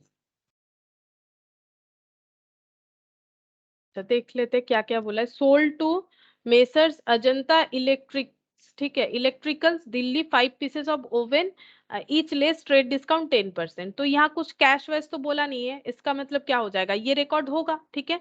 अच्छा, क्योंकि इलेक्ट्रिकल जो है शॉप है। फिर बोला है सोल्ड टू मेसर्स अजंता, फिर से इलेक्ट्रिकल्स, अच्छा ये प्लाजा है। 10 पीसेस ऑफ टैबलेट्स, मतलब जो टैब होता है 8000 ईच लेस ट्रेड डिस्काउंट 5%, ठीक है, ये भी रिकॉर्ड हो जाएगा हम लोग का। Sold to messrs Haryana trader 5 pieces of juicer 3500 each less trade discount 10%। अच्छा, तो ये हम लोग को बोला है तीनों ही रिकॉर्ड हो जाएगा, तीनों का तीनों ही क्रेडिट ट्रांजैक्शन दिख रहा है हम लोग को, ठीक है। तो जैन 2, 8 और 15, ठीक है। तो यहाँ पर लिख देते हैं Jain 2 Ajanta electrical 5 pieces of oven eight the rate of 6000, 5 pieces of oven eight the rate of 6000, यानी ये हो गया 30,000। और यहाँ पर लिख देते हैं लेस 10% ट्रेड डिस्काउंट, यानी ये 3000 हो जाएगा, 3000। तो नेट प्राइस 27,000। अच्छा, उसके बाद यहाँ पर 8 ऑफ जैन, फिर से अजंता, अजंता प्लाजा है शायद, Ajanta electrical plaza,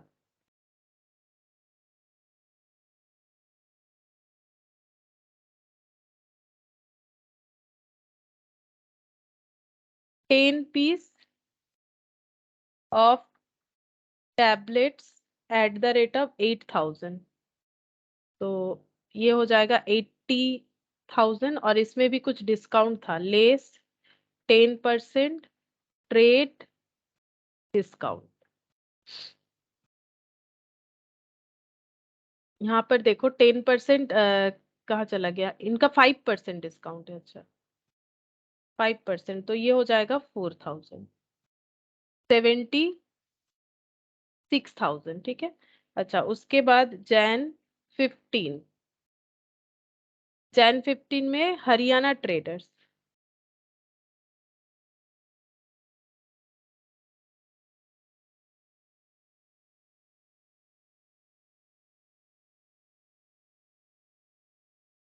Haryana traders सिर्फ लिखना ही है हम लोगों को, जितना बोला है, 5 पीसेस ऑफ जूसर्स @ 3500, तो ये हो जाएगा 17,500, और डिस्काउंट हो जाएगा इस पे 10%, ट्रेड डिस्काउंट 1750, तो नेट हो जाएगा 15,750। बस अब इसको टोटल कर लेना है, तो ये कितना हो जाएगा, 80 और 30, 1,10,000, और ये हो गया 1,27,500, और यहाँ पर 4,000 और 3, 7,000, 8,750, 1,03,000 और 15,750, मतलब 1,18,750, ठीक है। ये हो गया। अब हम लोग को बोला है post into the ledger the entries of sales book prepare in question 1। यहाँ पर जो हम लोगों ने एंट्रीज किया उसको लेजर में पोस्ट करने बोला है, ठीक है। तो लेजर क्या क्या बनेगा, पहला बात है तो 3 जो है डेटर है उनका बनेगा। तो पहला डेटर है अजंता इलेक्ट्रिकल, दूसरा है अजंता इलेक्ट्रिकल प्लाजा, तो यहाँ पर लिख देते हैं इलेक्ट्रॉनिक प्लाजा, ठीक है। तुम लोग चाहो तो पूरा लिख लो, मतलब अजंता इलेक्ट्रिकल प्लाजा ऐसे करके पूरा नाम भी लिख सकते हो। और एक है हरियाणा ट्रेडर्स,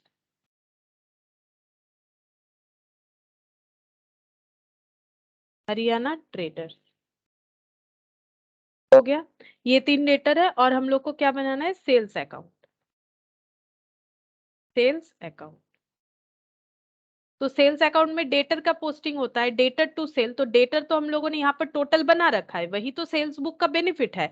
कितना, 1,18,750 नेट जो हमें सेल किया है, ठीक है। तो यहाँ पर क्या लिखेंगे, बाई साइड में जैसे हम लोग डेटर टू सेल करते हैं तो बाई डेटर लिखते हैं ना, तो बाई सन्ड्रीज या फिर by total as per sales book, ठीक है।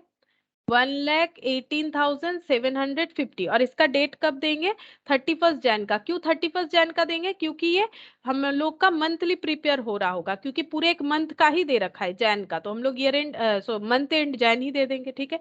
अच्छा इन्होंने सेल इसका तो डेट दे रखा है 15th ऑफ जैन था ये वाला, 15th ऑफ जैन। यहाँ पर डेटर टू क्या हो जाएगा, टू सेल्स, ठीक है। इनका सेल्स कितने का था, नेट डिस्काउंट वगैरह देके 15,750 का। अच्छा फिर जैन 8 का था, 8th of Jain, to sales, इनका था 76, और इसके पहला वाला 27, 76। सेकेंड ऑफ जैन का टू सेल्स, 27,000, ठीक है। ये हो गया कंप्लीट। देखो सारा चीजें डिटेल्स में कर लिया हम लोगों ने, और एमसीक्यूज भी किया, ठीक है। एमसीक्यूज में जो भी था ट्रू फॉल्स था कुछ, यहाँ पर क्या बोलते हैं उसे, ट्रू फॉल्स था और एमसीक्यू था, बस और कुछ नहीं था, ठीक है। तो ये कंप्लीट हो जाता है, ठीक है। सब्सिडियरी बुक्स तुम लोग इसको ठीक से रेडी करो, इसका एक टेस्ट ले लेंगे सब्सिडियरी बुक्स का।